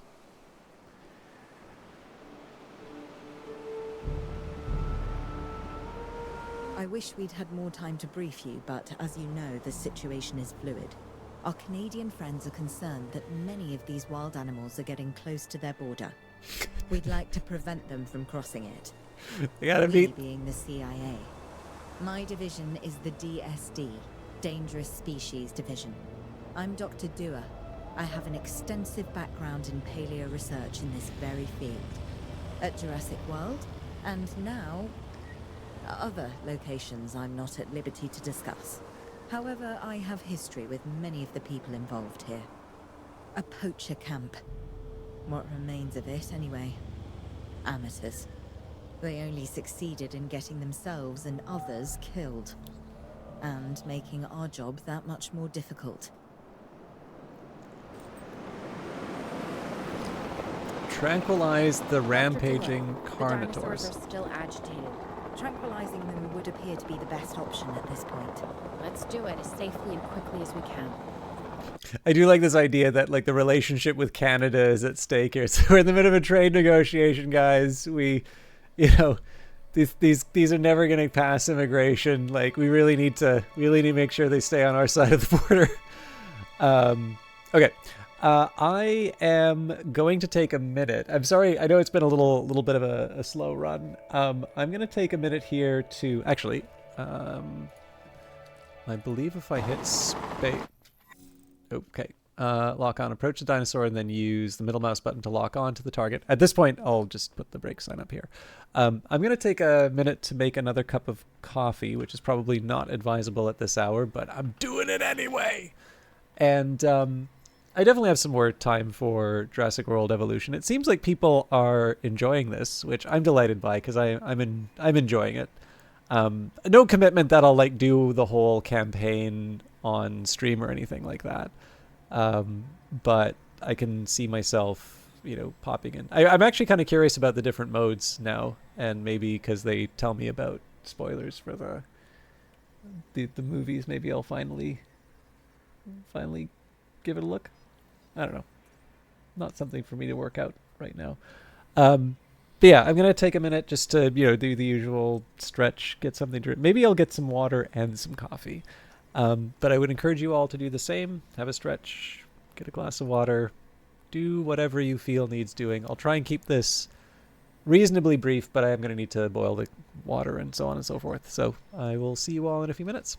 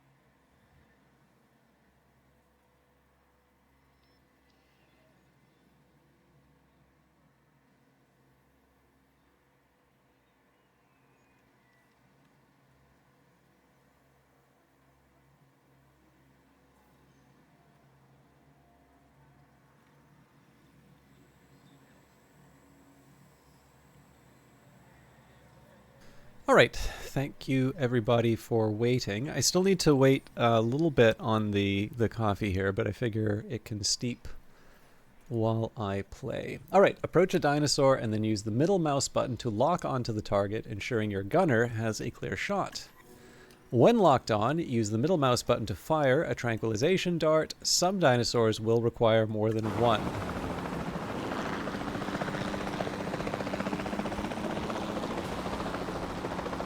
Oh, no, that's just not safe.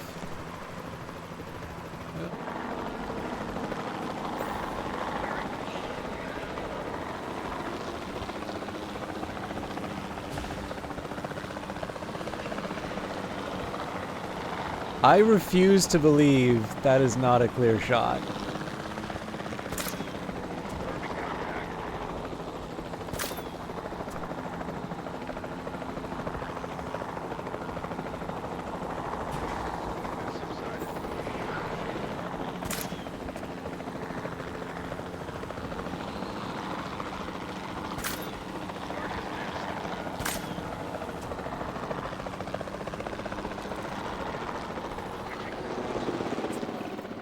Just as an organization has key players, me, it also has key facilities that it needs to run effectively. So you should get started with the construction of an arrival building, a control center, and also a backup generator to supply power. All right, establish an operational facility containing the following: arrival point, control center, and backup generator. So facilities, that ain't it. Operations. Okay, so I do want to sort of pay attention to the limitations of the level.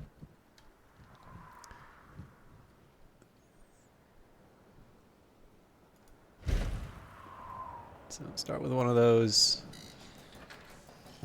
Follow up the control center.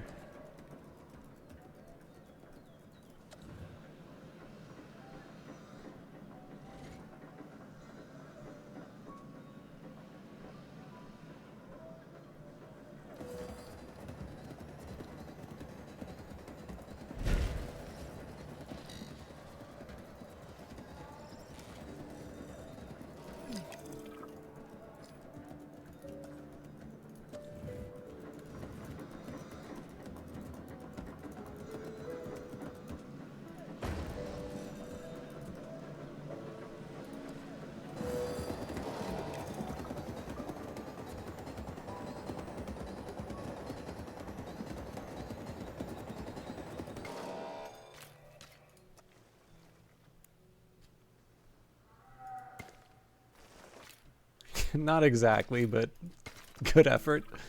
There we go. Not bad if I do say so myself. And I guess I am. But we're also going to need a response facility. Your response to this directive should be to get one built.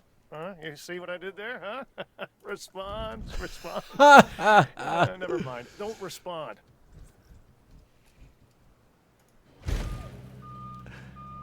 Government jokes are so funny.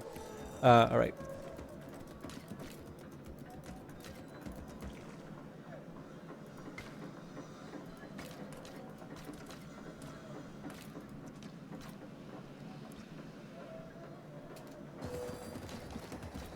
Doesn't really feel right. Like, it feels like it should just be a straight line to the pavement. Like, these should have like a 98-degree angle, but anyway, I'll learn to live with it. Claire, we need to get the dinosaurs into new holding enclosures.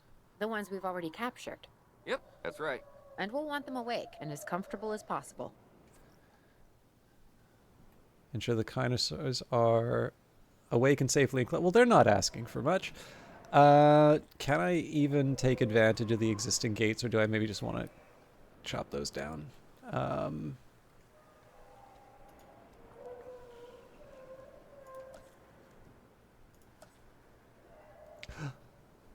Coffee's done.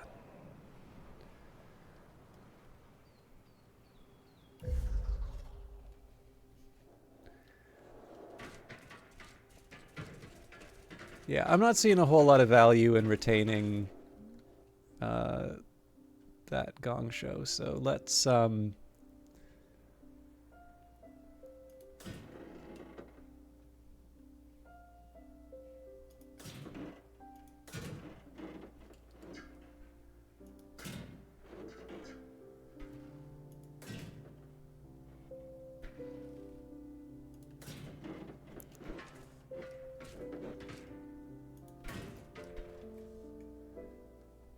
I mean, slightly MC Escher design, but like we'll make it work. It's a very small enclosure, but I figure I can always build it out.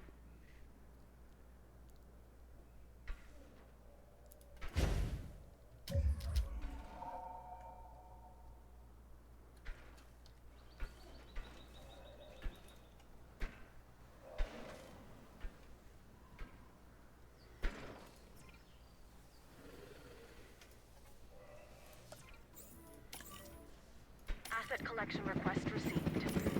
Collecting asset.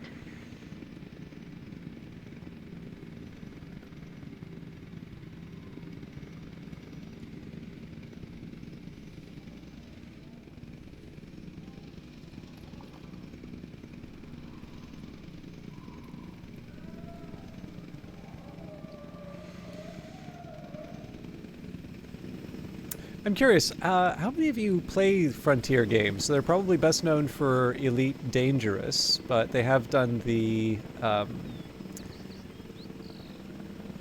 theme park game, and they have done the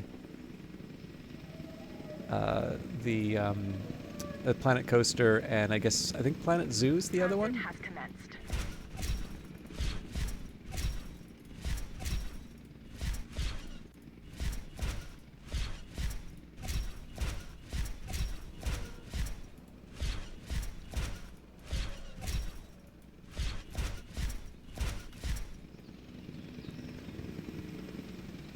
So I will say I'm kind of expecting this to be too small, but Asset delivery confirmed. I'm finding it's a bit easier to expand than it is to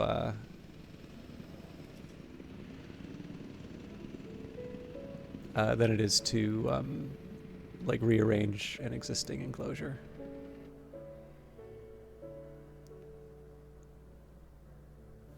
Brave souls. Let's see if they get...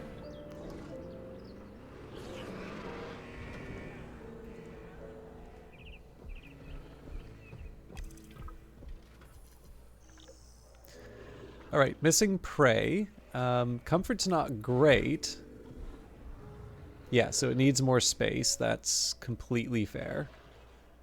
And then it wants sand and water, but we'll worry about that in a little bit. But the nice thing is, it doesn't actually feel like they need that much more space. So I think we could probably do maybe another one of these.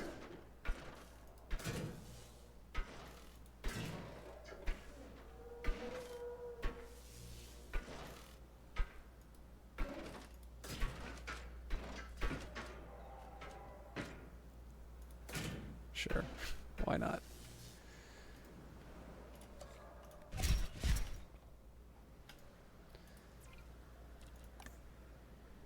All right, so open space, we're good.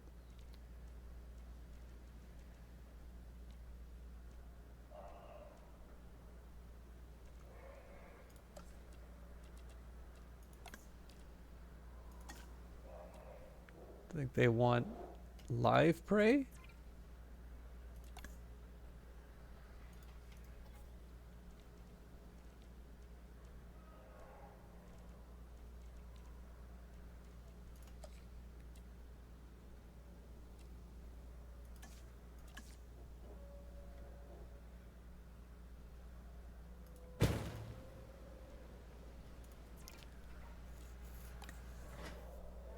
So sand and water, so I think we can accommodate there.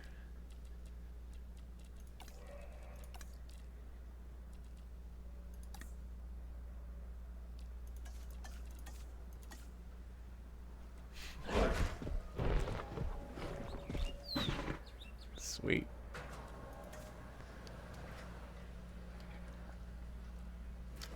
Does it have to be a circle?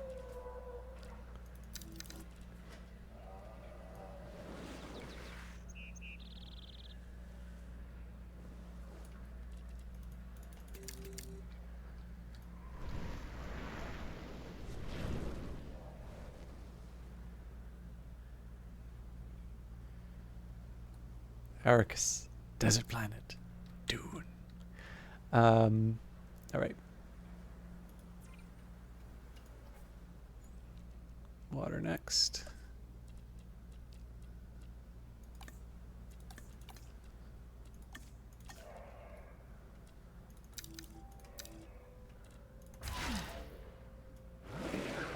Oh, that's not good.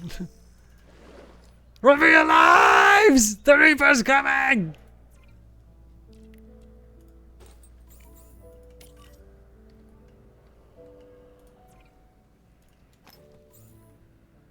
Please tranquilize the dinosaurs.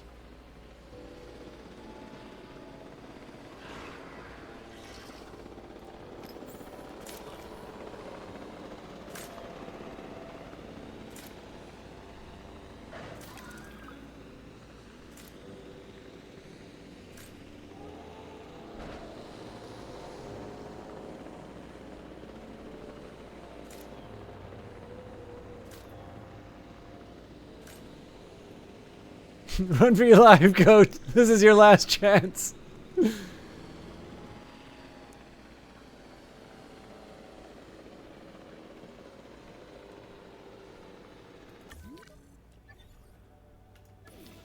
Yeah, so I think we're gonna have to move this Heading to pick up hombre. the asset.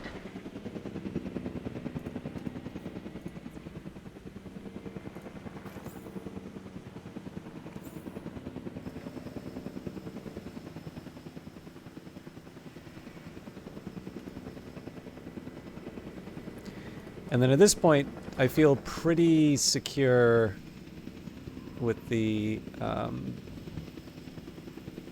viewing station.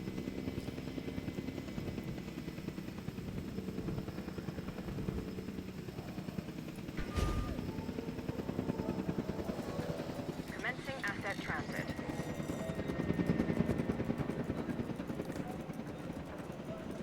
Oh, that's interesting that the area is still a little off. I mean, it says 100%, so I'll take that as a win. But Asset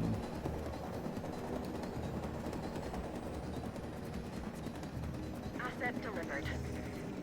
stimulate the dinosaur, please.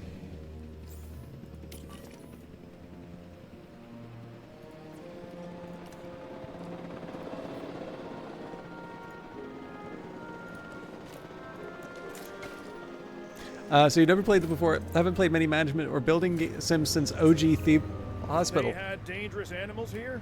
Correct, Mr. Finch. We know where they were. Oop. But now, Mr. Grady, it's essential that we know where they are. I know my dinosaurs. I'd say they're headed off in this direction. And do you know your dinosaurs, Mr. Grady? Better than anyone. But these are not your dinosaurs, per se. Well, you're just gonna have to trust me on this one.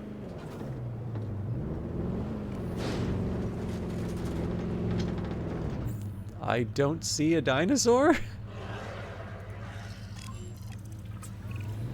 This looks promising. You know, not that I'm promising anything. Disturbance in the force. This is neat. So I didn't realize that there was a like sort of an adventure part to this. But yeah, Theme Hospital is good. Actually, it's funny. That's a Bullfrog title, if I recall correctly. Everything points in this direction. And I don't think it was Theme Hospital, but I do believe Demis Hassabis got his start on one of the old Bullfrog games. I think worked on Black and White, if I'm not mistaken. And in fact, I believe... so he worked on what seemed to be a really promising game called Republic. Say what you want about the dinosaurs, but they're not so. Wherever they go, they leave a mark. Sounds like someone I know. Is it Dr. Malcolm? Because that guy, he is out there. Talk about an ego. As opposed to... Well, you know, a certain lovable animal behaviorist whose humility has a charm of its own.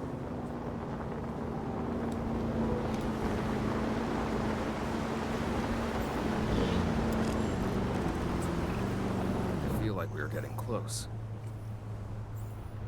Allosaurus.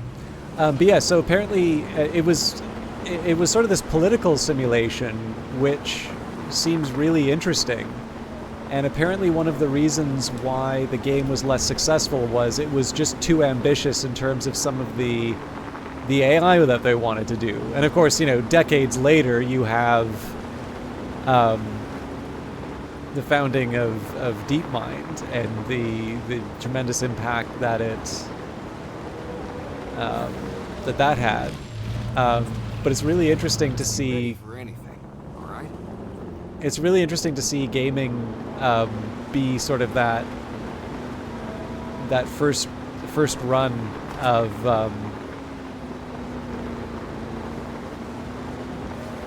I mean, also, you know, NVIDIA starting off with graphics processing, I suppose, would be another example of this. But it's really interesting to see the Ambush! Move quickly, not too quick.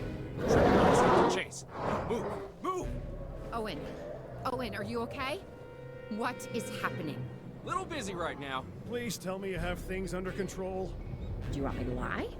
If it'll calm my anxiety, yes. I'm a bundle of raw nerves. We're working the problem. We have a helicopter standing by, and they'll attempt to tranquilize the animal from the air. Attempt? We need success, Dr. Dua, before it can eat Grady and the others. No, please don't say that. You believe in the team, right? You want me to lie?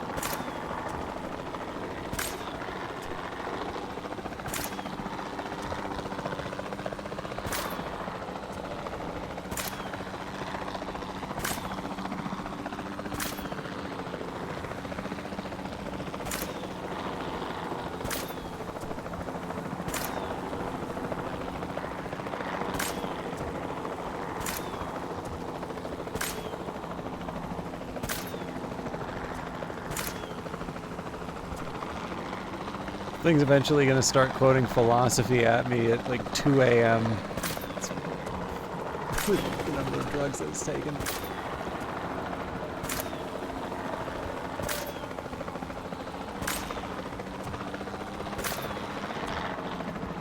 I gotta be doing something wrong here, because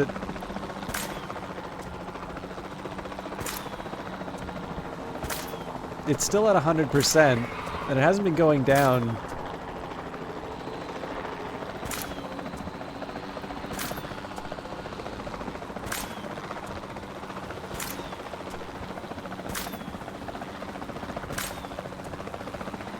Oh, because I've been giving it stimulants. I've only succeeded in pissing it off more.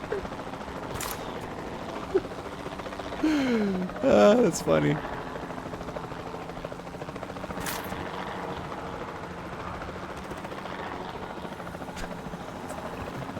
Owen, what's our status? We're close. We have everything almost under control, but the animal is injured. We'll need to get her to a secure enclosure for observation and treatment. I'll notify Dr. Dua. Oh, me? I'm fine. Thanks for asking. This dinosaur seems to be full of crystal meth and Red Bull. What's going on here? All right.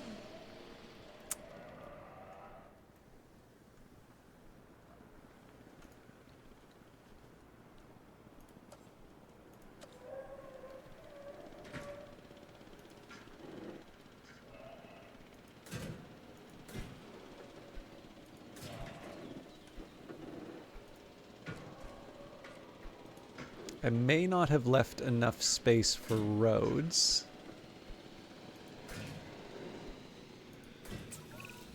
And the herbivores? What about them? As long as they stay away from civilization, leave them in place. They'll survive in the wilderness without our intervention, right? Given time to adapt? Yes, I'd say they will. I guess that's something we're all gonna have to get used to.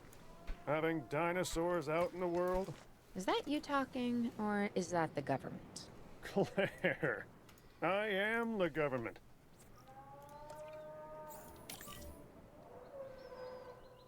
En route to pick up the asset. So if I need, I should be able to push the fence a little further on these.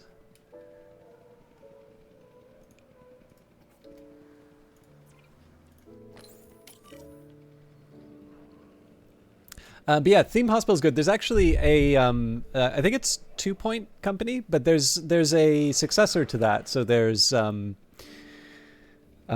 Point Hospital, which I own. I really enjoyed playing 2 Point Campus when it was on Game Pass. I actually was a little disappointed that it went away so quickly. Just because for me, there's a new one now as well, 2 Point Museum. But I think one of the things that made 2 Point Campus so special for me was I still have very fond memories of university. Not to a point. I think there is a challenge sometimes where those types of memories can be indistinguishable from sort of like you peaking at like high school, university. Like I noticed that there are some people who make a really big deal about where they went to school, and it's sort of like if you're a few years into a career, and you're bragging about what university you went to, you probably haven't done that much with your degree. But I do think. I still think, independent of the fact that I like to think that the things I should be proud of are, accomplishments outside of university. Oh, right. I do actually need to have a gate. I think there's, I miss UBC in the sense that it's a really great campus. I liked studying there. I just generally like learning, and I think that even though I have the fortune of having a job that does allow me to sort of research and look into a number of... Source 1 is an undiagnosed ailments and an MVU to perform a medical scan for details. It's an MVU.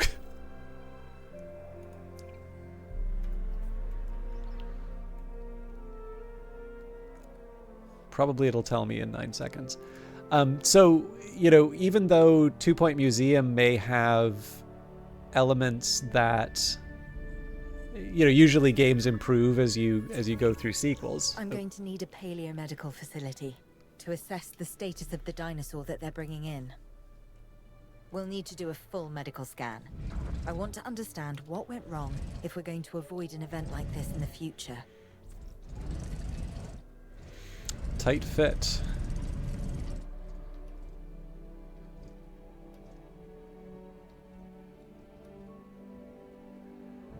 I don't think there's much of a chance of making this work in the current setup.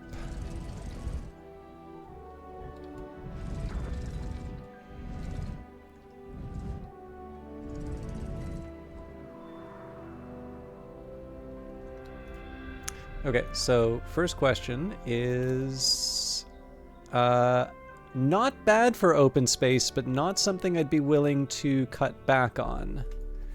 So here's what I'm going to do. Let's demolish the roads here. We can always build something later.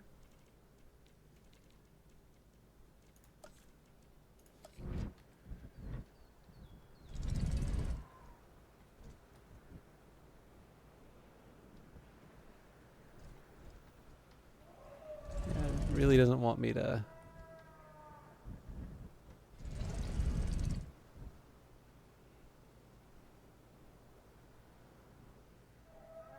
All right.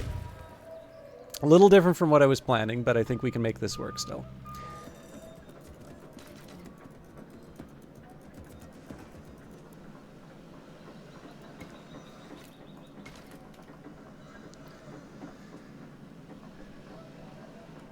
I only have the budget for one game at the moment, and you chose Pathologic 3. I have not played it, but I've heard quite good things. Okay, so I'm gonna see if we can... Oh, we were ever so close.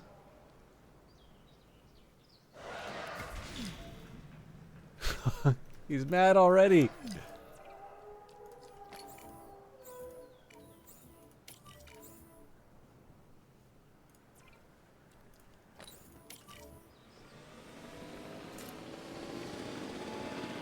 In fairness, I should have been tending to its requirements, so... missing forest. I don't even know what it needs for food.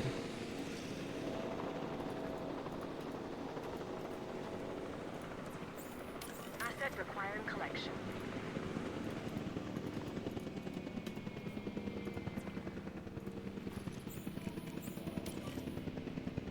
You better fix that before...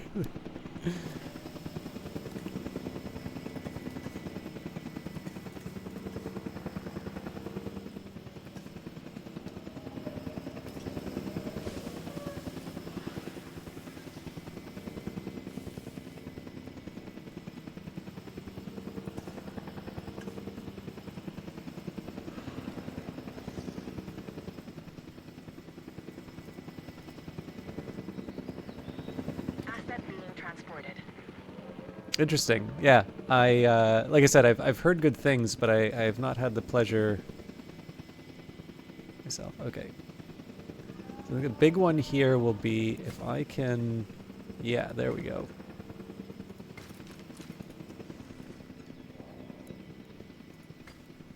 Asset transportation complete.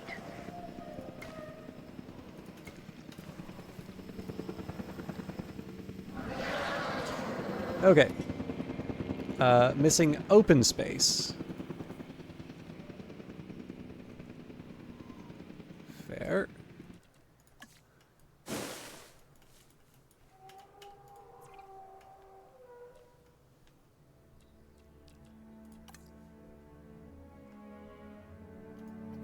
Okay, so it wants like 50-50.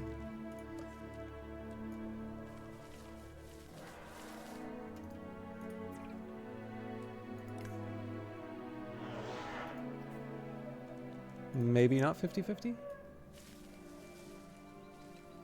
Presumably I'm also going to want some water at some point, but...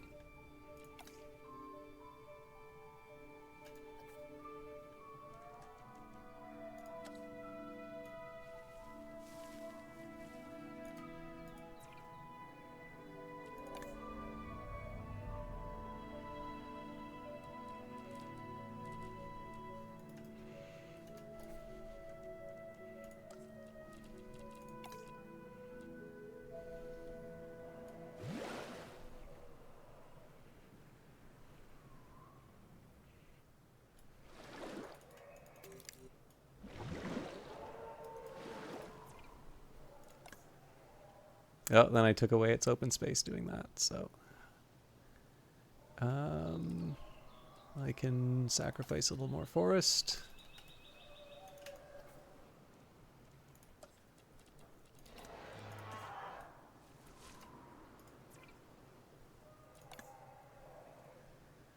Really demanding on the open space, aren't you? Okay.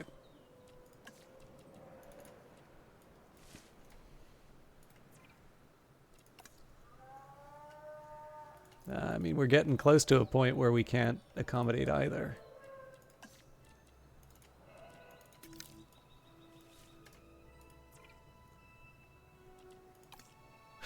So I've somehow managed to fail at both.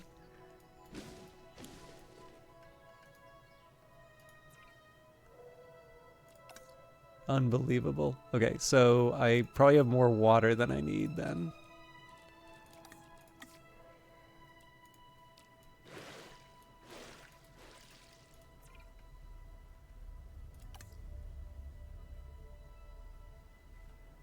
Okay. We're hitting the edges of what we need.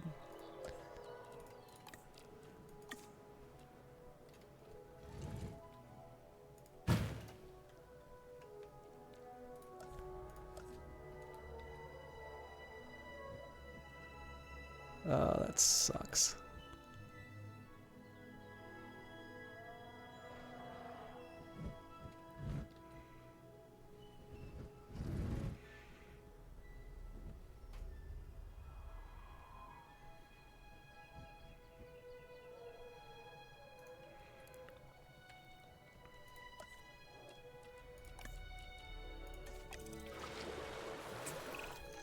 Sometimes what a problem requires is a new set of eyes.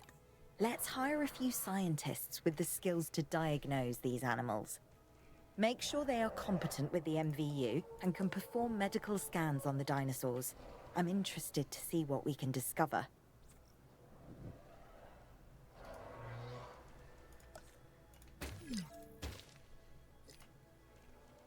We'll fix this, obviously, but...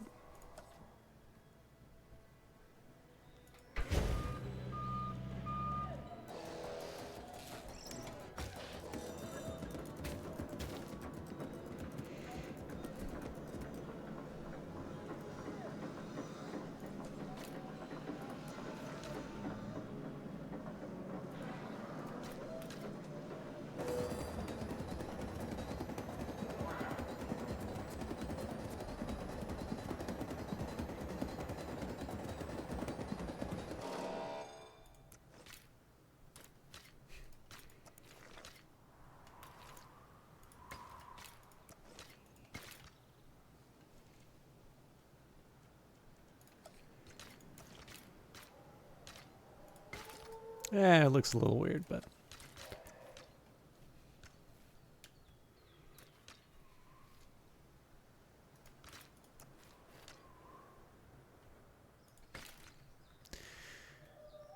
There you go. Anyway, yeah, so, I don't know, there's something, to me, there's something about,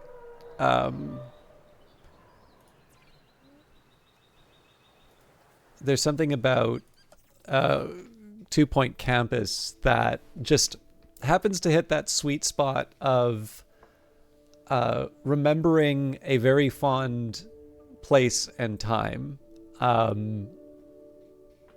still having like the business sim, still being able to like manage, you manage all of those details, but you know, like it's still a game, it's still enjoyable, but like the fantasy surrounding it, the subject is one that I remember very fondly and positively.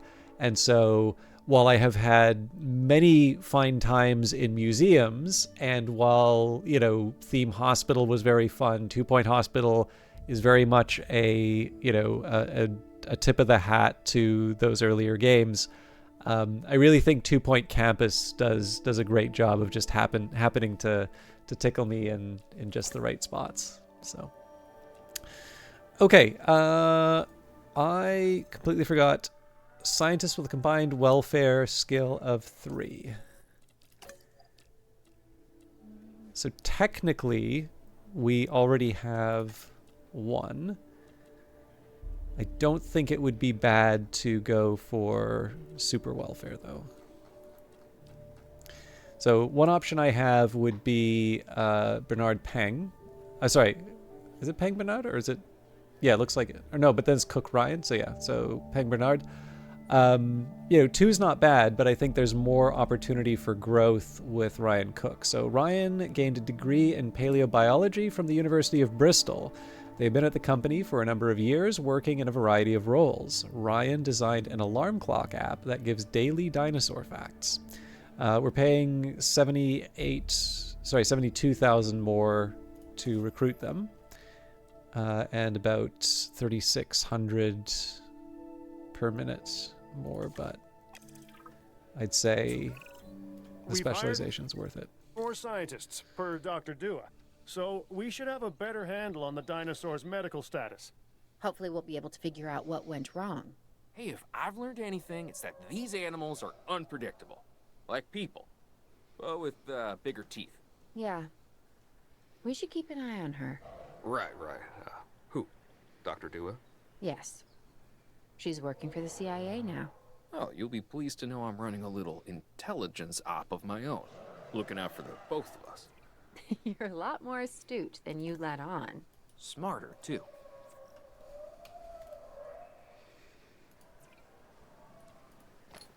You know what? We should probably do this one manually.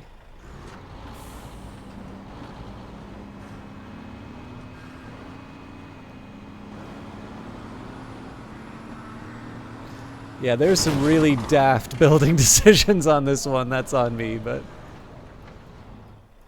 Nope, nope, nope, nope, nope, nope, no, no!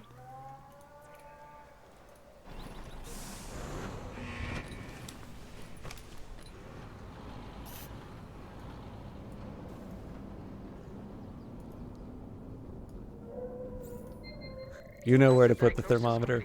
Oh, just a fracture? Pfft.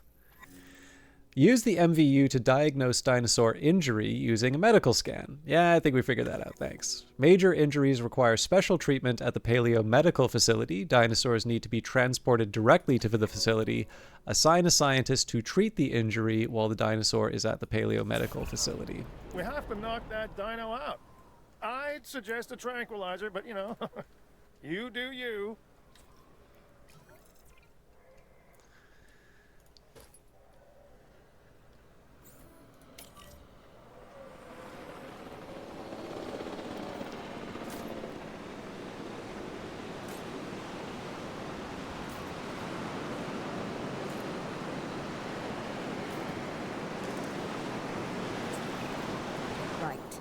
Now that we have control of the dinosaur, temporarily, let's get it transported to the Paleo Medical Facility, where we can treat its injuries.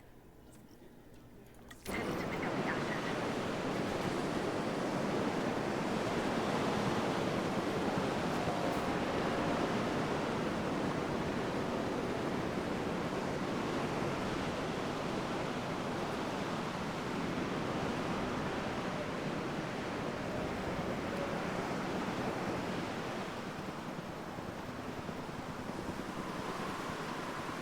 Does feel a little wasteful to use a helicopter to move it between these two areas, but, you know. Hello, goat. It's your lucky day. But yeah, Frontier's kind of an interesting company. So they, you know, they're probably best known for Elite, but they did a few different things. Like, they tried to do some publishing for a bit. I'm not entirely sure it was all that successful. But it is fair to say, like, Planet Coaster seems like quite a successful game, and they did eventually turn that into Planet Zoo, and then, of course, there's Planet Coaster 2. So, and I mean, they're a publicly traded company, so it's interesting. I always find these ones interesting, because I'm kind of amazed at companies like EA or Ubisoft. Ubisoft's definitely been falling on hard times lately, but, you know, just these companies that produce games on, you know, very, very large scale, like clockwork, like the number of resources that need to be commanded in order to achieve what they do. And obviously not every game is, you know, the top quality, but I would say the consistency of quality that are produced and sort of the regularity with which they release them, you know, like just generally on time to a certain standard, like, to me is genuinely very impressive. And then, of course, the thing is that they do get to take advantage of scale. So, you know, an Activision Blizzard or, you know, an EA is going to have a very large marketing department and very deep ties into sort of distribution channels that they can take advantage of, even for smaller titles like, say, you know, It Takes Two, right? But if you consider something like Frontier, right, by no means a small company, but definitely not comparable to a definitely not comparable to, you know, an EA or an Activision Blizzard. And then, you know, you can, I guess, when you start looking at the... Part of the healing process is to get some rest, preferably someplace comfortable. Always worked for me. Same for the dinosaurs, I'd imagine. You imagine correctly. Not according to my ex. Yes, moving on then. We want to have the animal transported and then secure and comfortable in its enclosure, if you please. I do notice there. Okay, it's a fuel.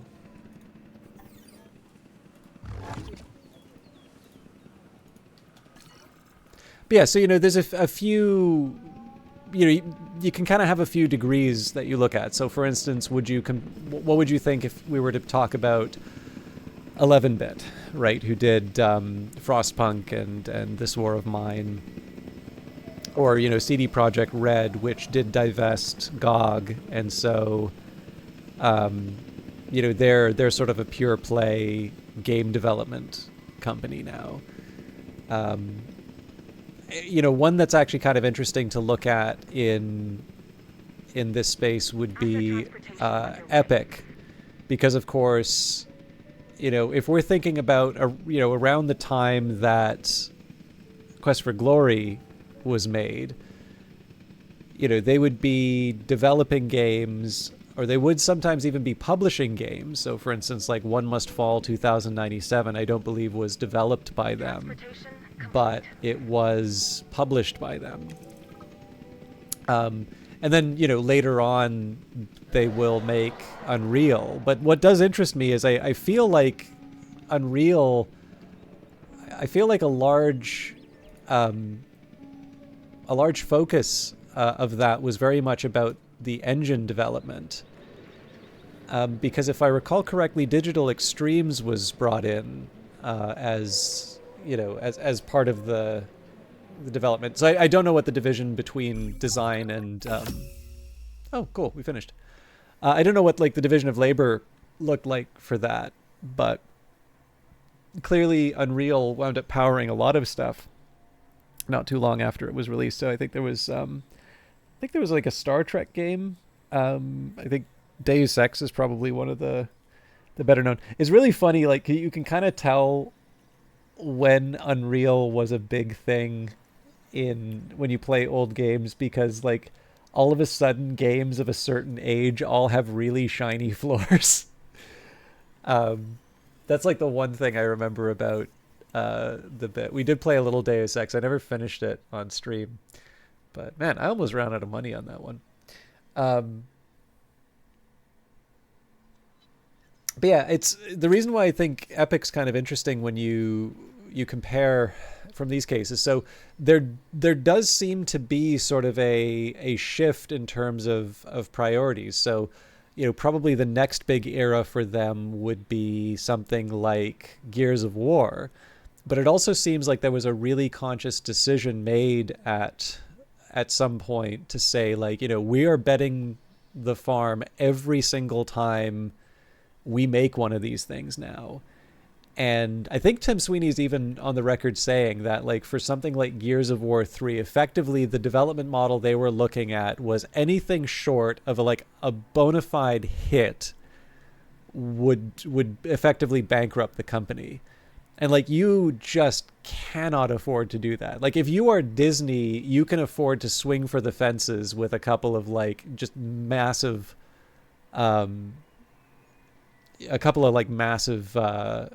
projects, and ones that don't necessarily get realized. So for instance, John Carter is something of a famous flop from Disney, although if you look at it on paper, right, A Princess of Mars, really foundational science fiction story, inspired a lot of stuff that has been very successfully adapted into films. I believe it was Brad Bird was the director attached to that, so that was somebody coming off of a string of successes at Pixar. Everything on paper says that would have been a very good movie. But it was not just a failure, at least financially. I have never seen the movie. But financially, it is the sort of thing that was so large of a failure that it actually showed up in Disney's financial statements. That was something that they needed to talk about. And keeping in mind that Disney is a company that owns ESPN and theme parks and charges parents large amounts of money for like for sorry, what was I going to say? Like for the princess dresses and things like that. Like that is a meaningful miss. So I actually think the decision was the right one for Epic, right? If you can sell the Gears of War franchise to Microsoft, which has the deep pockets to take those kinds of bets, and then you take the proceeds from that to focus on where you think game development is going, and particularly to do so in a way that is sustainable for your studio, that seems to be the right call. And part of that involved acquiring a company called Chair, which of course acquired the talent of Don Mustard, who, I think probably its first notable success would have been Infinity Blade, which was an iOS game. It's quite a good one, actually. But most notably, he was also the creative lead that produced Fortnite. I did play an early version of Fortnite where it was just the like PvE game. Didn't quite really do anything for me, but of course, once they put in the Battle Royale mode, that was like the huge success. And the thing that's interesting to note is that Epic didn't get it right at the start. I think Infinity Blade did well, but they also they did Paragon, which, was really late to the MOBA space and just did not find its audience. And so, they effectively refunded everybody out of it. And then I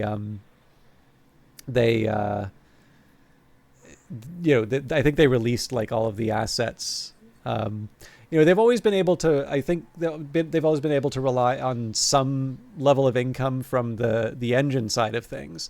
But in terms of the game development side, in fact, there's also some stories with like Cliff Basinski, who seemed to do quite well under the old model of Epic, but didn't necessarily adapt well to the smaller scale game approach. I think in the end, it sort of involved a bit of a long walk with him and Tim Sweeney to decide if he wanted to stay in the company. And in the end, he decided it was time to move on.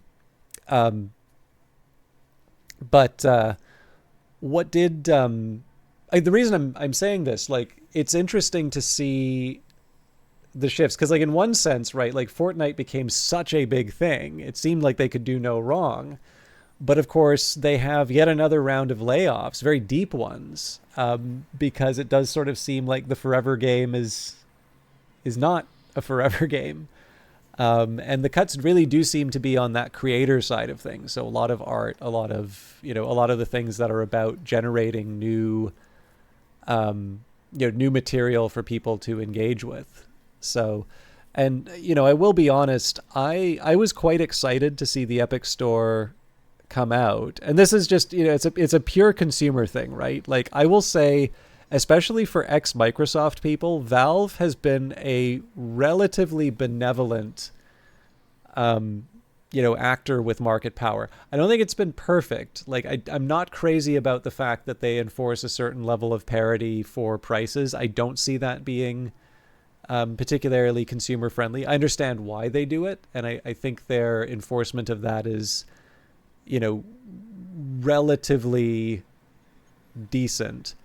But the thing here, right, is that I don't necessarily think we should aspire to a system in which there's sort of this, benevolent monopolist or near monopolist that's, the source of our that basically that the willingness of them to behave in a nice-ish way. I'm not entirely sure that's what we should aspire to in the games industry. And I would actually point out that competition in terms of storefronts has in fact inspired Steam to be better. So if I recall correctly, it was EA Origins, their name for their storefront, that first introduced refunds. And shortly after that was when Steam introduced refunds. And of course, then that caused GOG to introduce refunds, I believe. And, I will say that, with the Epic Store, with, Battle.net, Microsoft, of course, Battle.net and Microsoft are now the same thing. I would actually point out it's quite impressive that Steam is still the default option, because I do own an Xbox. And in theory, the optimal decision for me would be to buy a game on on the Microsoft Store, for the simple reason that buying it there means I will be able to play it on my PC, but it also means that I'm going to be able to play it on my Xbox. Whereas if I buy something on Steam, I'm only ever going to be playing it on my PC. Now, PC is still the dominant way that I play games, so I'm not too fussed about it. But it is worth reflecting. Like, it's not obvious that Steam should be the place where you buy and play all your stuff. And for some people, it isn't, right? If you're into Roblox, you probably don't touch Steam that much. If you're on Fortnite, you probably don't touch Steam that much. But yeah, the thing for me is that, I think on paper, I liked the idea of the Epic Store. I was actually not as uncomfortable with the exclusives that they were pursuing than other people were. But I will confess, I really did not like the way that they went after the app stores. Like, I think the things they were trying to get from Apple are things that I actually like as an Apple user. And I completely understand that is about achieving more favorable terms for them. They're not, I know they like to present it as a consumer thing, but like, the thing for me is, like, as an Apple user, I did not want the changes that they were talking about. Well, most of the changes that they were talking about. And, the fact of the matter is that was a lot of money. They didn't really achieve a whole lot. And it's fair to say, like, the Epic Store is better than it was when it first came out, but it really has not connected in the way that I think they were hoping for. And so, the fact of the matter is, at some point, you need to pay those bills. And unfortunately, that means that the company is smaller and smaller in the areas where theoretically it should have been something that they could have grown, right? Like, presumably the two things that Epic should be very good at are, one, building and maintaining a game engine, the ability for creators to be able to realize their vision. And that takes a few different forms now, right? There's, the built-in builders in Fortnite. There's Unreal Engine in Fortnite. There's Unreal Engine. And I would not be surprised that when there is an Unreal Engine 6, that the distinction between game engine and game is probably going to be a bit... those lines are probably going to be blurred moving forward. So there's that part that they can work on. I don't know about the metaverse stuff, right? Like, I feel like some of the development of that could be... could be in line with enhancing the engine, but like, I think, Meta changed its name and then basically like dumped a bunch of money into it and then never actually had much to show for it. I guess we have like creepy glasses now to show for it, for people to record us at all times. But yeah, I don't know. Like, I do think it's interesting that people like Simon Peyton-Jones are working at Epic. I think there's something interesting about that. I think it's worth noting when there are talented people who have their choice of employer. So, like, I was interested in the fact that John Carmack went to Meta for a bit. I also thought it was very interesting when he left, and specifically the reasons he gave for leaving. When you see Michael Abrash work for Oculus, that's something I'll pay attention to. And so likewise, Simon Peyton-Jones, probably well known for his work with Haskell. I think it's interesting when he goes from something like Microsoft to Epic. Even if I am skeptical about something like the metaverse, it's something I kind of want to pay attention to in terms of where where the talent's moving. So even though I would consider myself more skeptical on the side, I think there is at least something that you can point to that if it's an interesting R&D experiment, at the very least, you might be getting some cool stuff that supports the more sort of meat and potatoes engine stuff. But it is fair to say, right? Like the real cash cow for Epic at least lately had been that development side of things, right? That they weren't just, taking a toll for the engine, but that they were actually creating things with it. And I think it makes sense to continue to support the development of Fortnite, but I don't know what the pipeline has looked like for other experiences. And again, when I see the cuts going to the parts that are generating new games, it may be that there is sort of a winter of games coming in, and that it's not actually a good idea to be to be making too many new experiences. Like maybe we're just at a point here where we should get used to there being fewer games, right? There's no shortage of entertainment options. So if people are choosing to watch movies, or, my hope, reading books, or, going outside, watching TikTok, there's any number of things that people can do with their time. And so if they're not spending the time gaming, then you don't necessarily want to be making this same number of games as you were in, let's say, the pandemic time. But on the other hand, right, like I don't feel great that it does seem like they're cutting back from creating experiences, because once upon a time I would have said that is something that Epic was quite good at doing. And I don't think it's a particularly good sign that the company is pulling back from their ability to do that. It's a little bit like if you see a pharmaceutical company pull back on its R&D budget. It's like, sure, maybe they really just have become that efficient at research and development that they don't need to cut back. But probably what that means is that in the long run, they're going to be producing fewer drugs, which of course means that, those revenues that you're looking at today are not necessarily going to be there tomorrow when the patents wear off. And so you should be concerned about the future prospects. But anyways, another rant. It's a ranty day today. We'd worked to make sure the dinosaurs would thrive in the forest. At first, I believed this was for the best. Then we realized that forest makes up about 1/5 of the total land mass in the US, and almost 40% of Canada's wilderness. Working together with the DFW and the CIA, we made the dinosaurs feel right at home. In the forest. I really hope the powers that be know what they're doing, because the dinosaurs definitely do. Pennsylvania. With operations ongoing across the country, the DFW needs to establish a central headquarters to house all the captured animals. We'll never know what the rest of it said. The only way to fly, right? Private.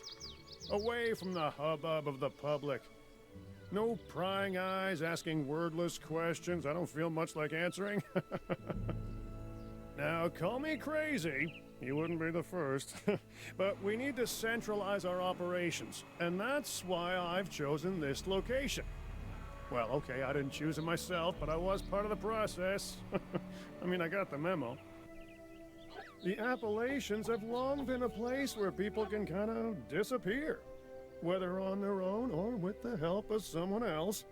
So, why not the dinosaurs? All right, delivery of captured Carnotaurus Pull incoming. a few strings, grease a few palms, twist a few arms, and bang! Just like that, the Department of Fish and Wildlife has a new base of operations. Now, we'll need to hit the ground running if we're going to have this place ready for something it hasn't dealt with in 65 million years. The bare bones are established. But before the ones covered in flesh and blood arrive, we'll need it fully functioning.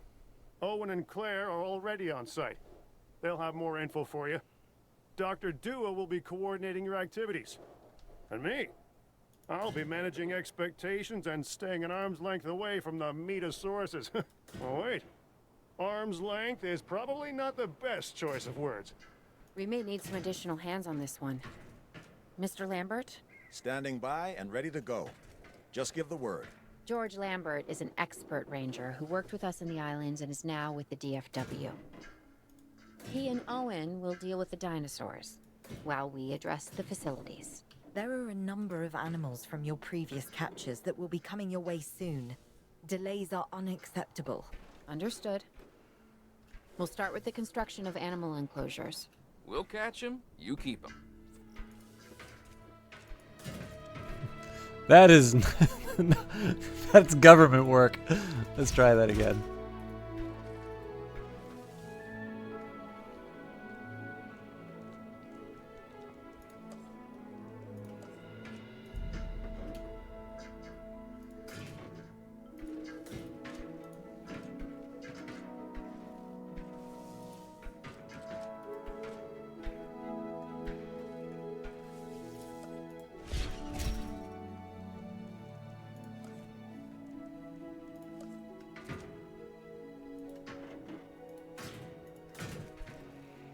So again, we don't know. That's still weird, but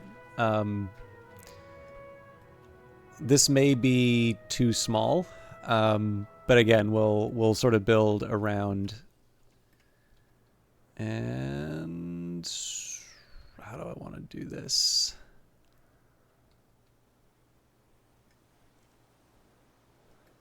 You know what? We'll put the fence down when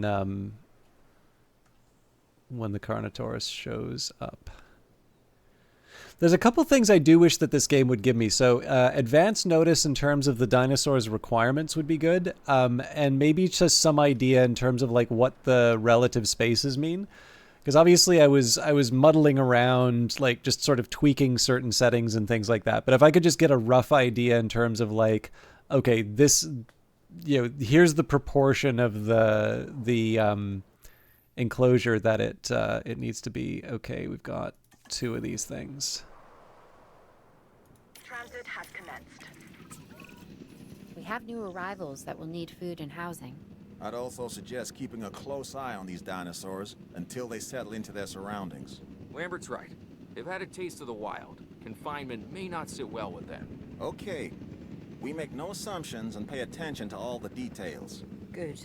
Remember, just like us, the dinosaurs are always learning. And you need to keep that in mind as you build another dinosaur habitat. Safety first, for them and us. Get it built, then get the dinosaurs into the new enclosure. That about cover it, Doc? Perfectly. Asset has been delivered. Right, I gotta add the gate first.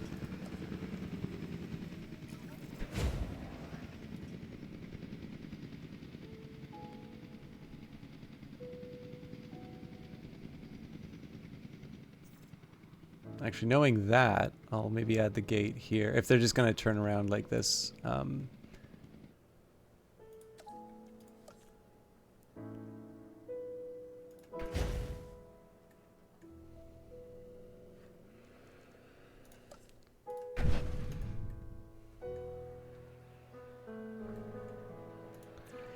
Okay, so let's take a look at their needs.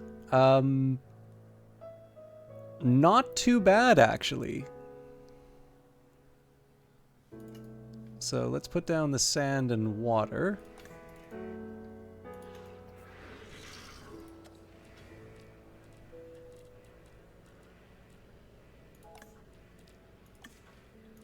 Sorry, guys.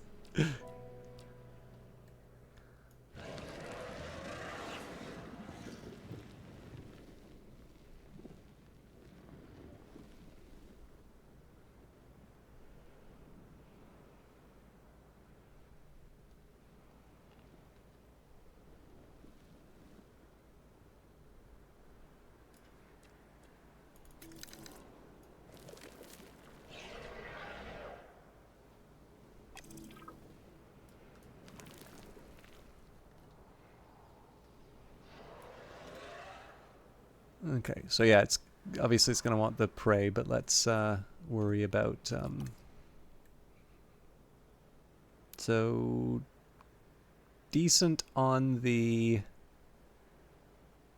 So I mean, apparently it could use more. I suspect probably if we drop the. Actually, you know what? The easiest thing I can probably do here is drop some of the trees and replace that with water.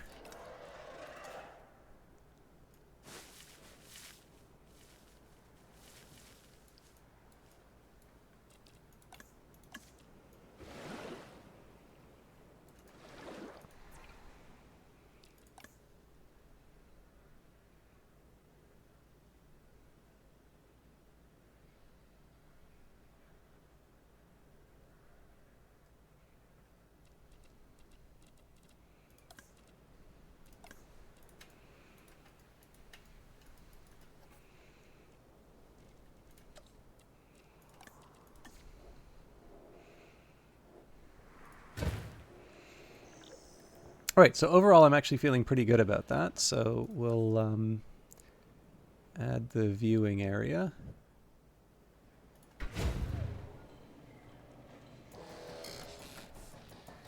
And maybe in anticipation of future needs. So we've got the Expedition Center. We've got a response center. So Paleo Medical Facility. Little much to ask in the area here. So maybe...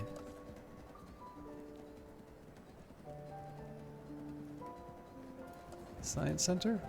We might be able to make it fit.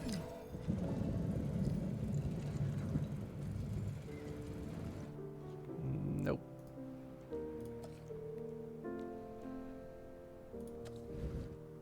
But we can get a staff center. In fact, we can probably just nestle it in.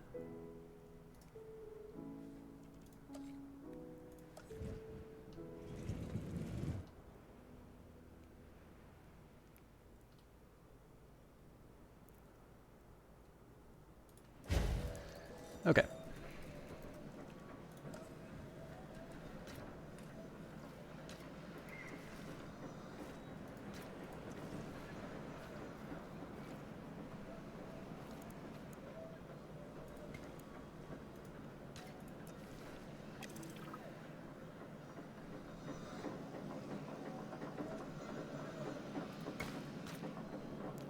So weird.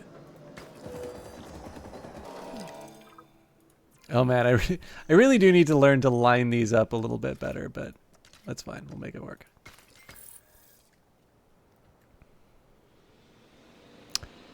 Allosaurus, you say?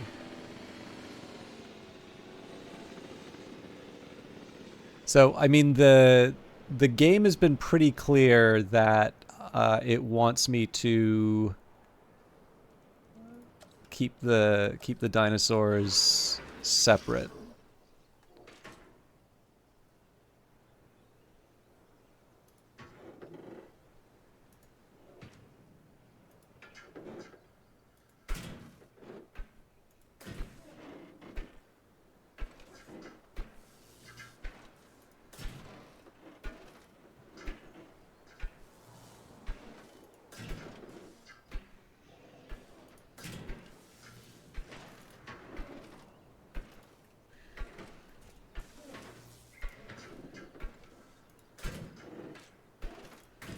It's actually probably too big for my purposes, but we can make this work.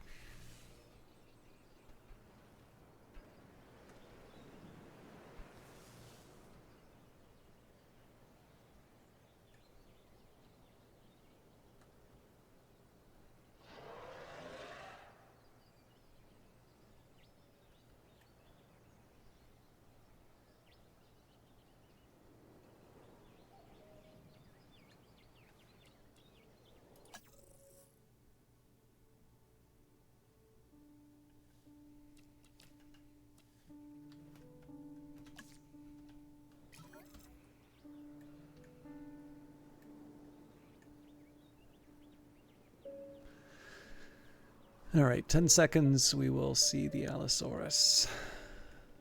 We also don't know how many are arriving.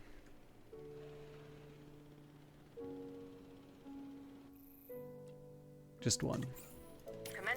So I should be willing to I'm not sure I'll reduce ever the be space. fully comfortable at the park, but the lab coats want to make sure the dinosaurs are, so that's a job you should stay on top of.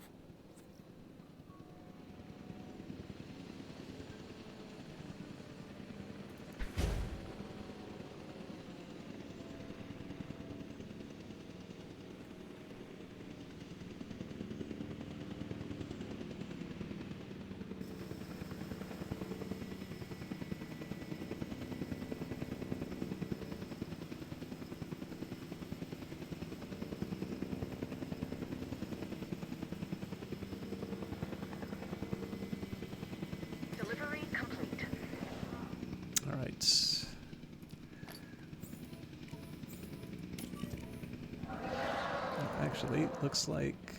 Oh no, that was just...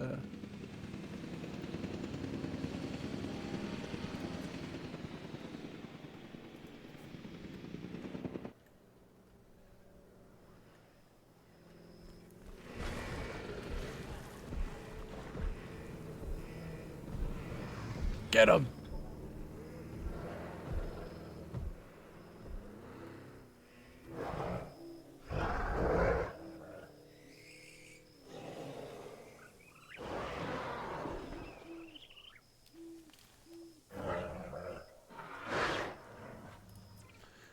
All right. I mean, we could be doing worse as far as the status goes. So area's almost spot on. Definitely need more forest. We need prey and water. So let's deal with this one at a time. Actually, one thing I'll do is get the visibility down.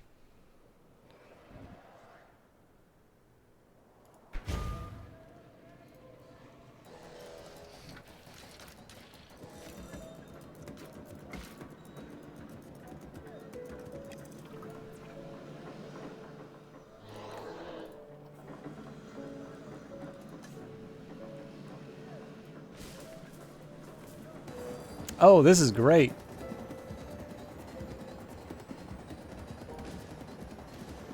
Okay, so we're giving up a little on the open space, so let's work on the water now.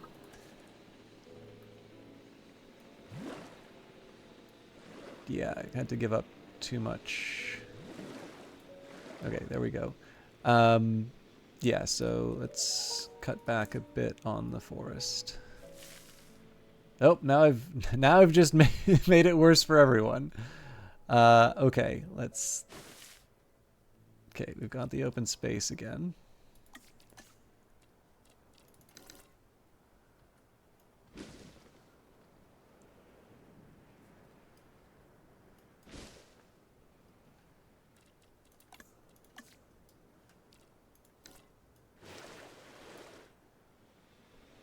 Yeah, I think in this case we need to expand the zone a bit, unfortunately.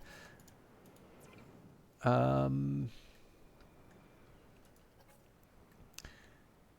don't want to get too reckless with this, but maybe we just add a...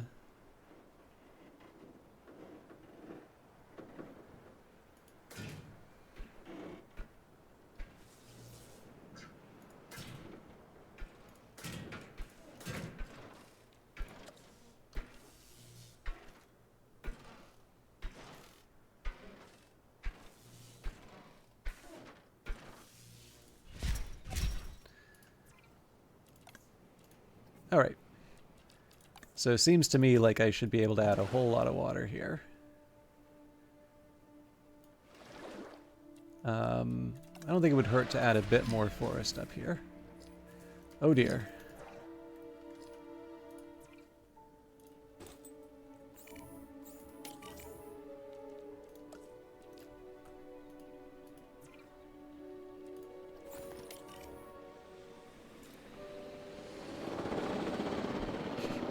Yeah, you guys probably don't want to stand there.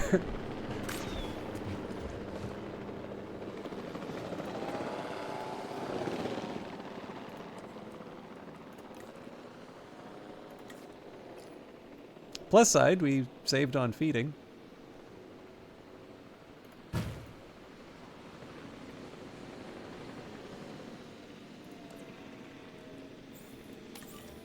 Picking up asset.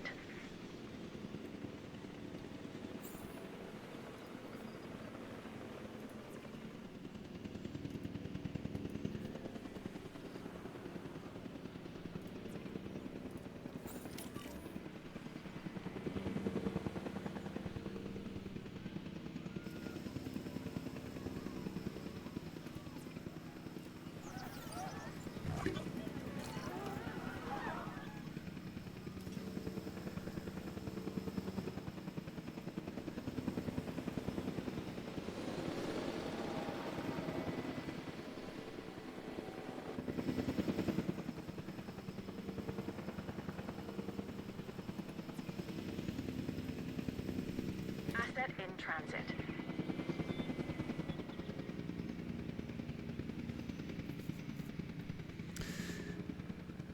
But yeah, I'll confess, I'm getting so I'm really happy that I learned about that editing feature there. That's a huge help. I'll confess, I think I'd like a little more detail on what's causing these fences to break so quickly.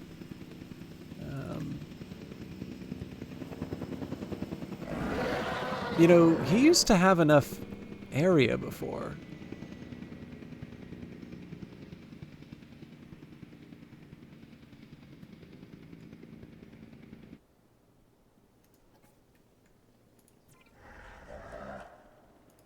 I'm a little perplexed. Like, he's like 91% perfect, but the forest and open space are... I mean, there's an obvious answer to this, right? We can cut back a little on the water. I think it's just lack of use in this case here. But I mean, we kind of need to accommodate the dinosaur, not the other way around. Well, let's actually take a look and see what happens if they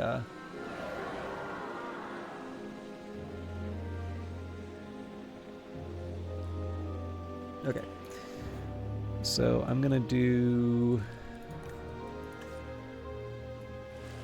a little less water at the edge here.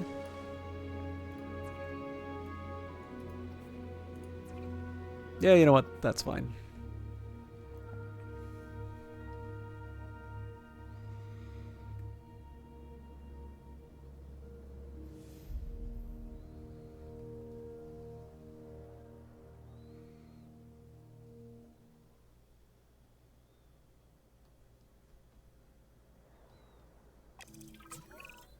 The dinosaurs seem to be taking to their new surroundings. I want to make sure they are doing more than surviving, however. We need the animals thriving.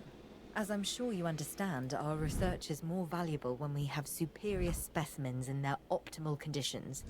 So I want you to get a science center built and operational. This means more scientists will be needed, so build a staff center as well. Ultimately, science is about the data we collect and analyze. Rubbish in, rubbish out. We want to avoid that at all costs, especially when you consider the investment that has already been made in these dinosaurs. The CIA wants results, and we're going to get them. Period. Full stop. End of story.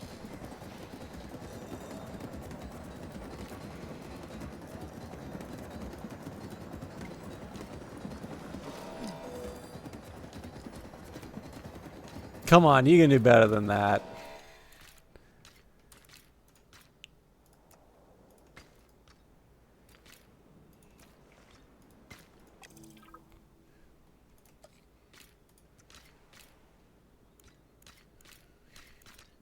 This is going to be annoying, isn't it?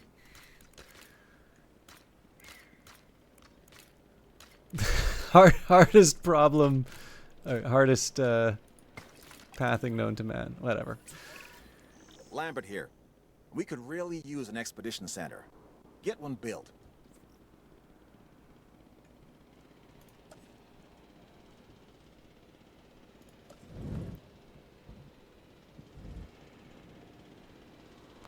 I thought we already had one of these, but I guess not.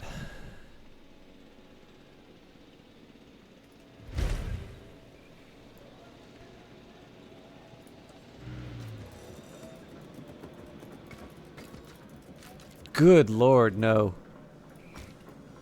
We need some standards.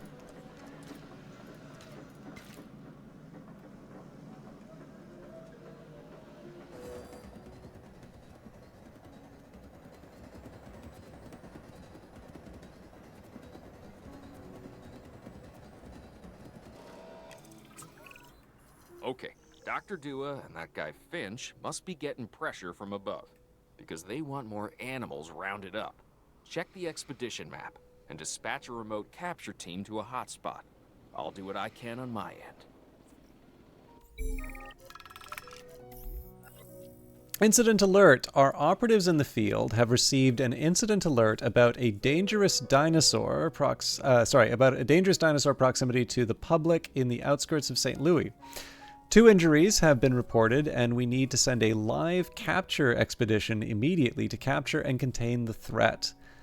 Go to the incident alert, and it looks like it's an ankylosaurus, which is delightful for me. If we just need 2 logistics, let's start the task here. Okay, the good news first. We've been achieving some success with our remote capture teams, which means a steady supply of dinosaurs through our control center. Now that I like. Removing them from possible uncontrolled interaction with the general public is a 100% win in my book. Now to the bad news, which I always hate getting, but honestly, kind of enjoy giving. These animals are arriving with an unknown disease, and we've got to get a handle on it post-haste. That's management speak for PDQ, huh? Pretty damn quick. Dr. Dua? We can diagnose this disease with scans from our mobile veterinary unit. We'll get it under control before too long. That's good. Let's get to work. I'm probably overdoing it on the size of the enclosure, but all right, live capture 2 Ankylosaurus. This I'm I'm so sorry to say this. I am actually unreasonably happy that I've got an Ankylosaurus here. I loved these things as a kid. And I think it's fair to say, based on my reaction, probably as a kid is understating it. I'm probably still like them as an adult. Delivery has been completed. Okay, let's give him a quick health checkup.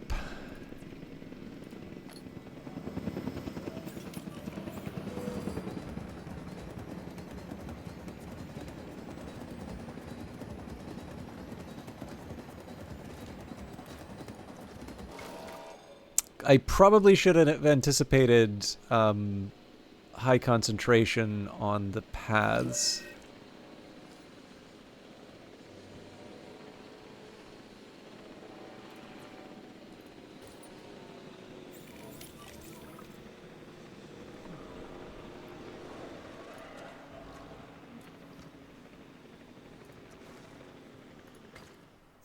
That's not gonna work.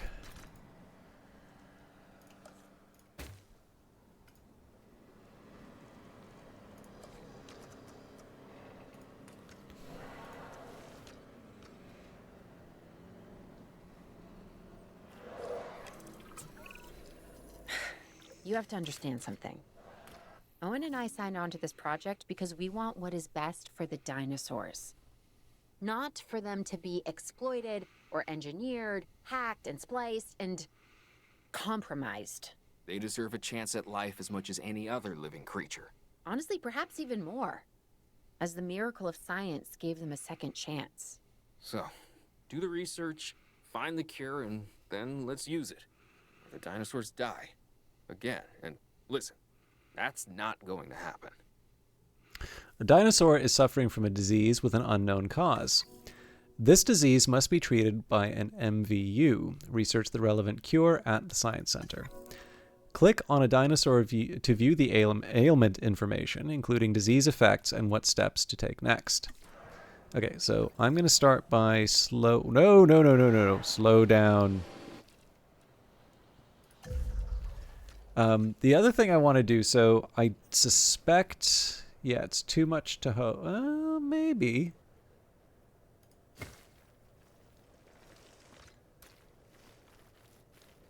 Yeah, no way I'm gonna work that. That's on me for not planning that better. But what I'm thinking I can maybe do is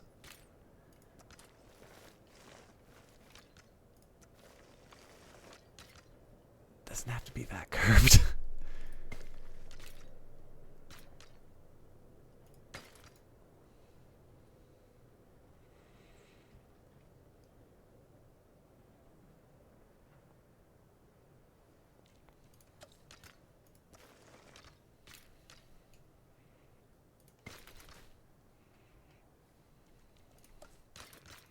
That still doesn't really help the congestion, but I'm going to demolish a few of the roads here.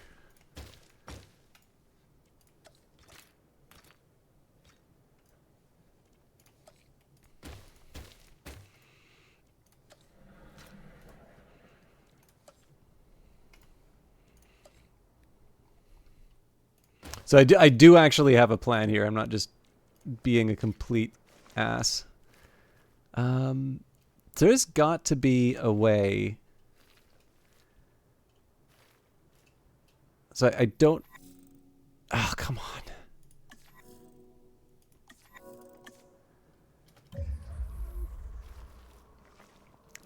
So there's got to be a way to, like, change the bend of the curve.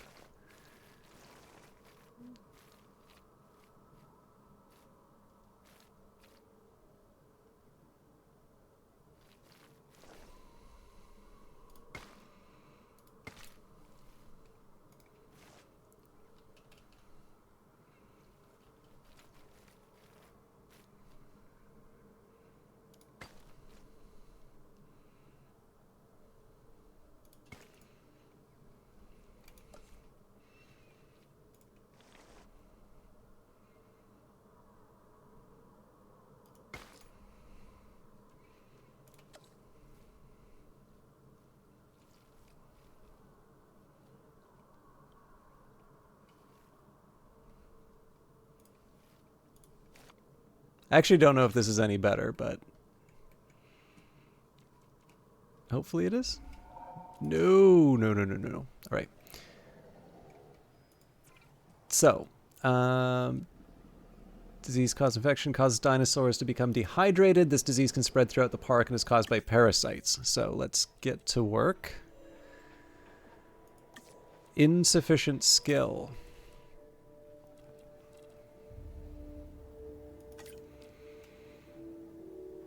So I've got a top tier logistician.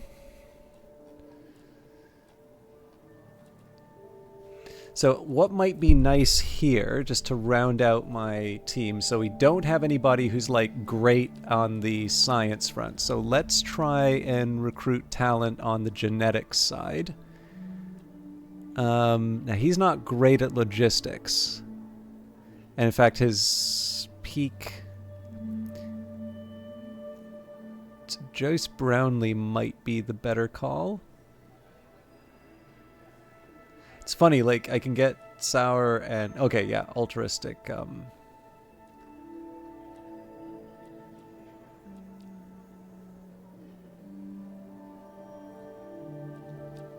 Yeah, let's do Joyce Brownlee. Joyce Brownlee was raised on a farm, but moved to the city as a teenager. They joined the company after tiring of a long career in the automobile industry. Joyce hasn't tasted the world's hottest chili, the Carolina Reaper. Okay. Science? Science?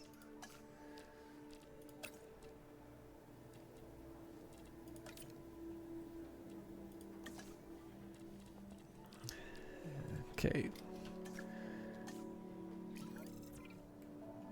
It's also clear. There should be a way that I can see the congestion, right? Yeah, there we go. All right, so let's make you happy. Okay, the area sucks. That's not great. Okay, it doesn't suck. It could be better, though. So let's add...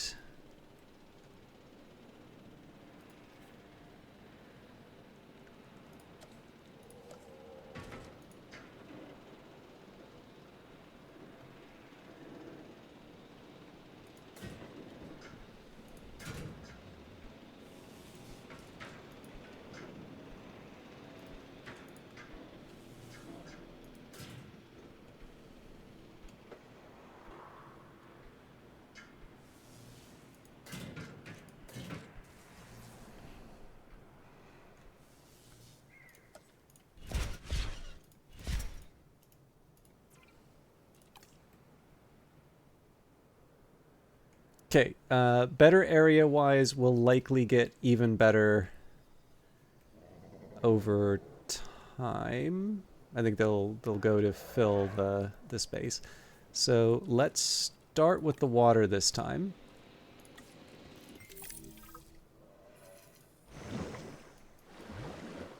Okay, more than enough. So now they're going to want ground fruit and ground leaves.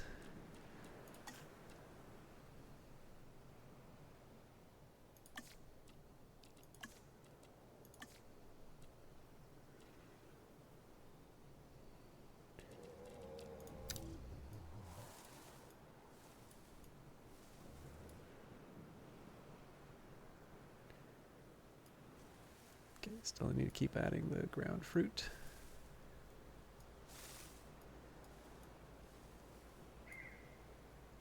I thought we're pretty dense with the ground fruit, but it looks like they're still not feeling it.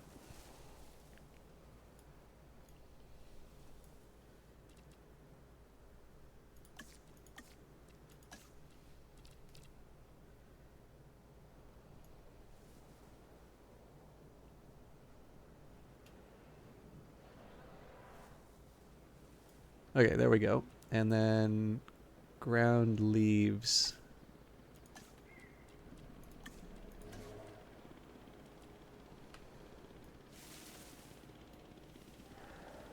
Yeah, but then we just killed the open space, so.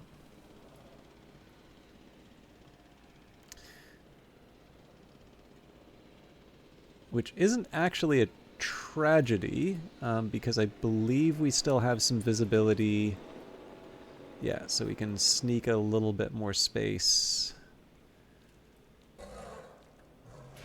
It's weird, but like...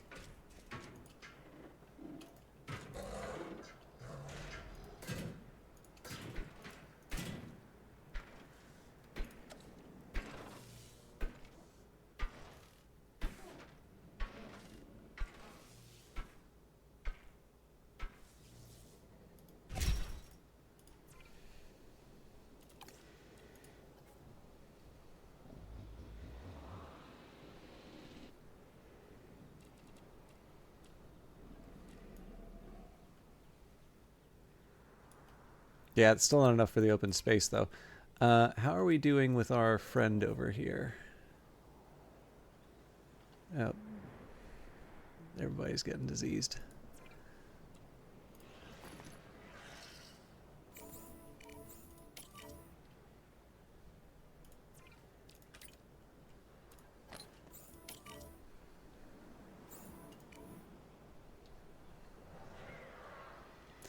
Okay, we'll wait on the status checks before I go any further. How's the science going? Research offers a wide range of options to expand and enhance your operations, gain access to new buildings, improve building upgrades, new species, and operational improvements. Assign the appropriate scientists to research a new item, unlocking access to a new layer of items. Okay, well, let's see what the research looks like.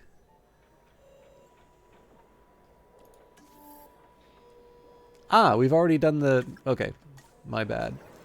Let's medicate the hell out of these dinosaurs then. Probably should have happened sooner. Medicine, medicine, medicine, medicine.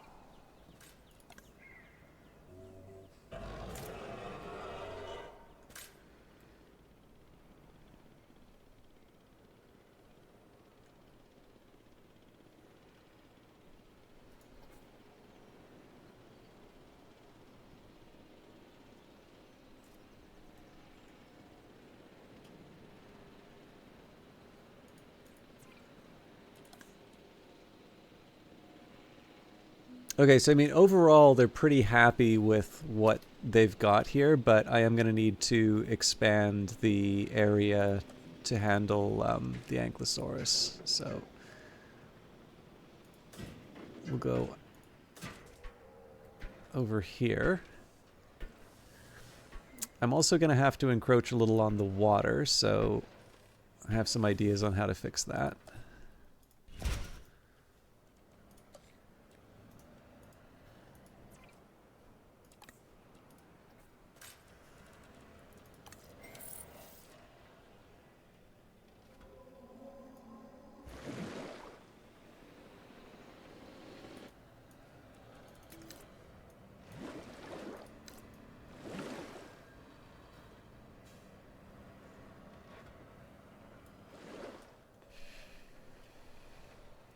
So forest is fine.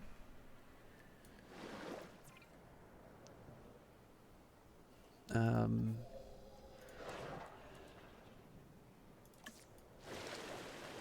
want to make sure that the water needs are still where they need to be. Okay, that's good. And then, again, the shapes here are going to be a little funny. I don't really want to have to use a helicopter to move these, so...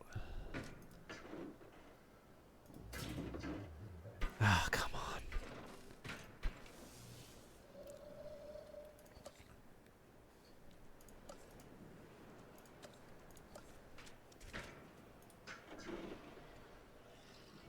Just let it naturally move.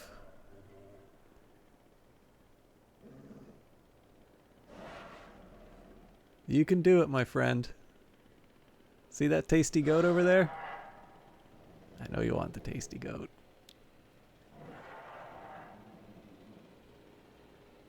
Come on. Come on.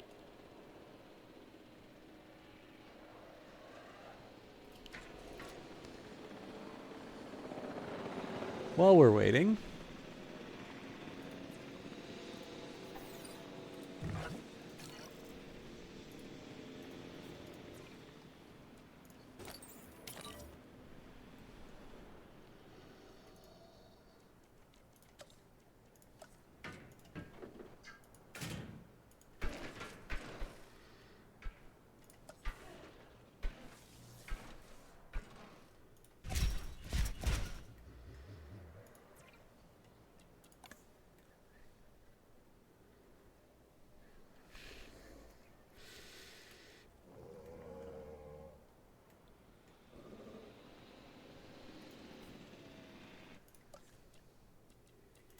actually, the best thing I can do here is go... okay, so water, we're actually doing okay. It's the ground leaf that we're short on. I'm gonna kill a bit of the water here.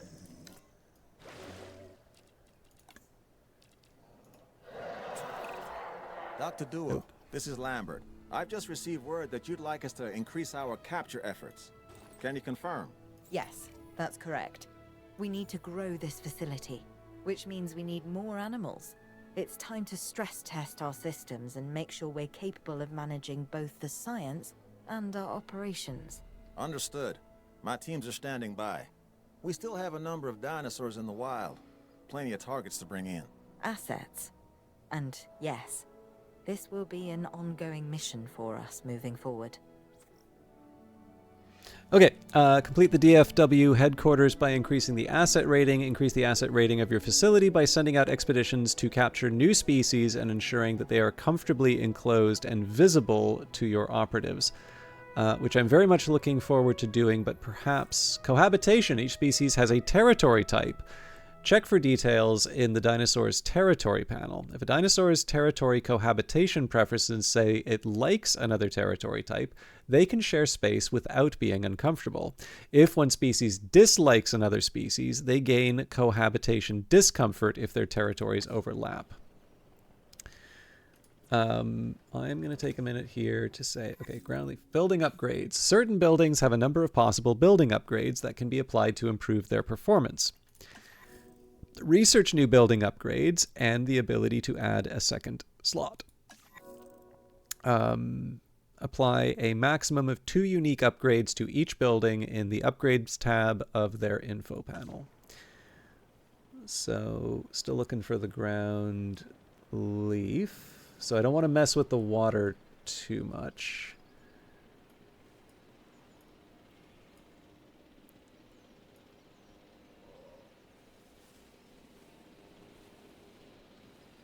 We did it! Okay, so I would love to spend a little more time on this, but it is almost 2 o'clock in the morning, and I have been streaming for 3.5 hours, although obviously I had like half an hour of ranting at the start. So I think this is not a bad place to leave it.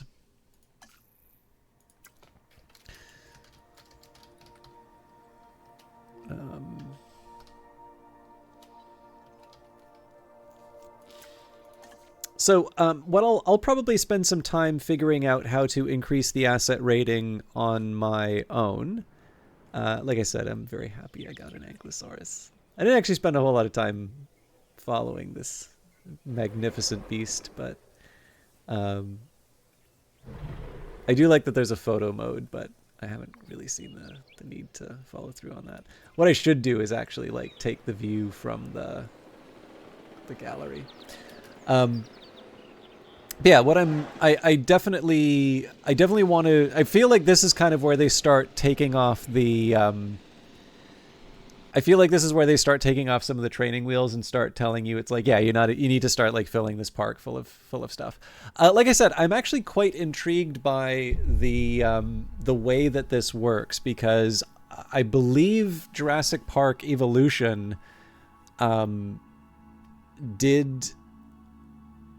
I feel like it focused a lot more on giving you, like you had to breed the dinosaurs basically, which I thought was kind of interesting. Now maybe that's something that happens later.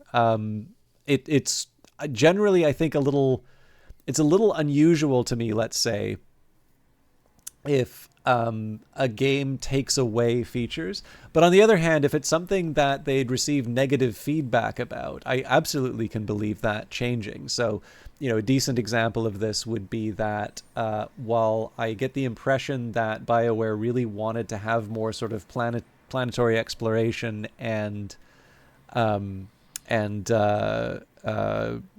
like the mining features and all of that, you can see that they didn't bring the Mako back for Mass Effect 2, that the DLC that, I don't think it was ever really intended for prime time, but, when they added it, you could see that there was something a little like it, but they still changed it. And in the end, they did that planet-based one.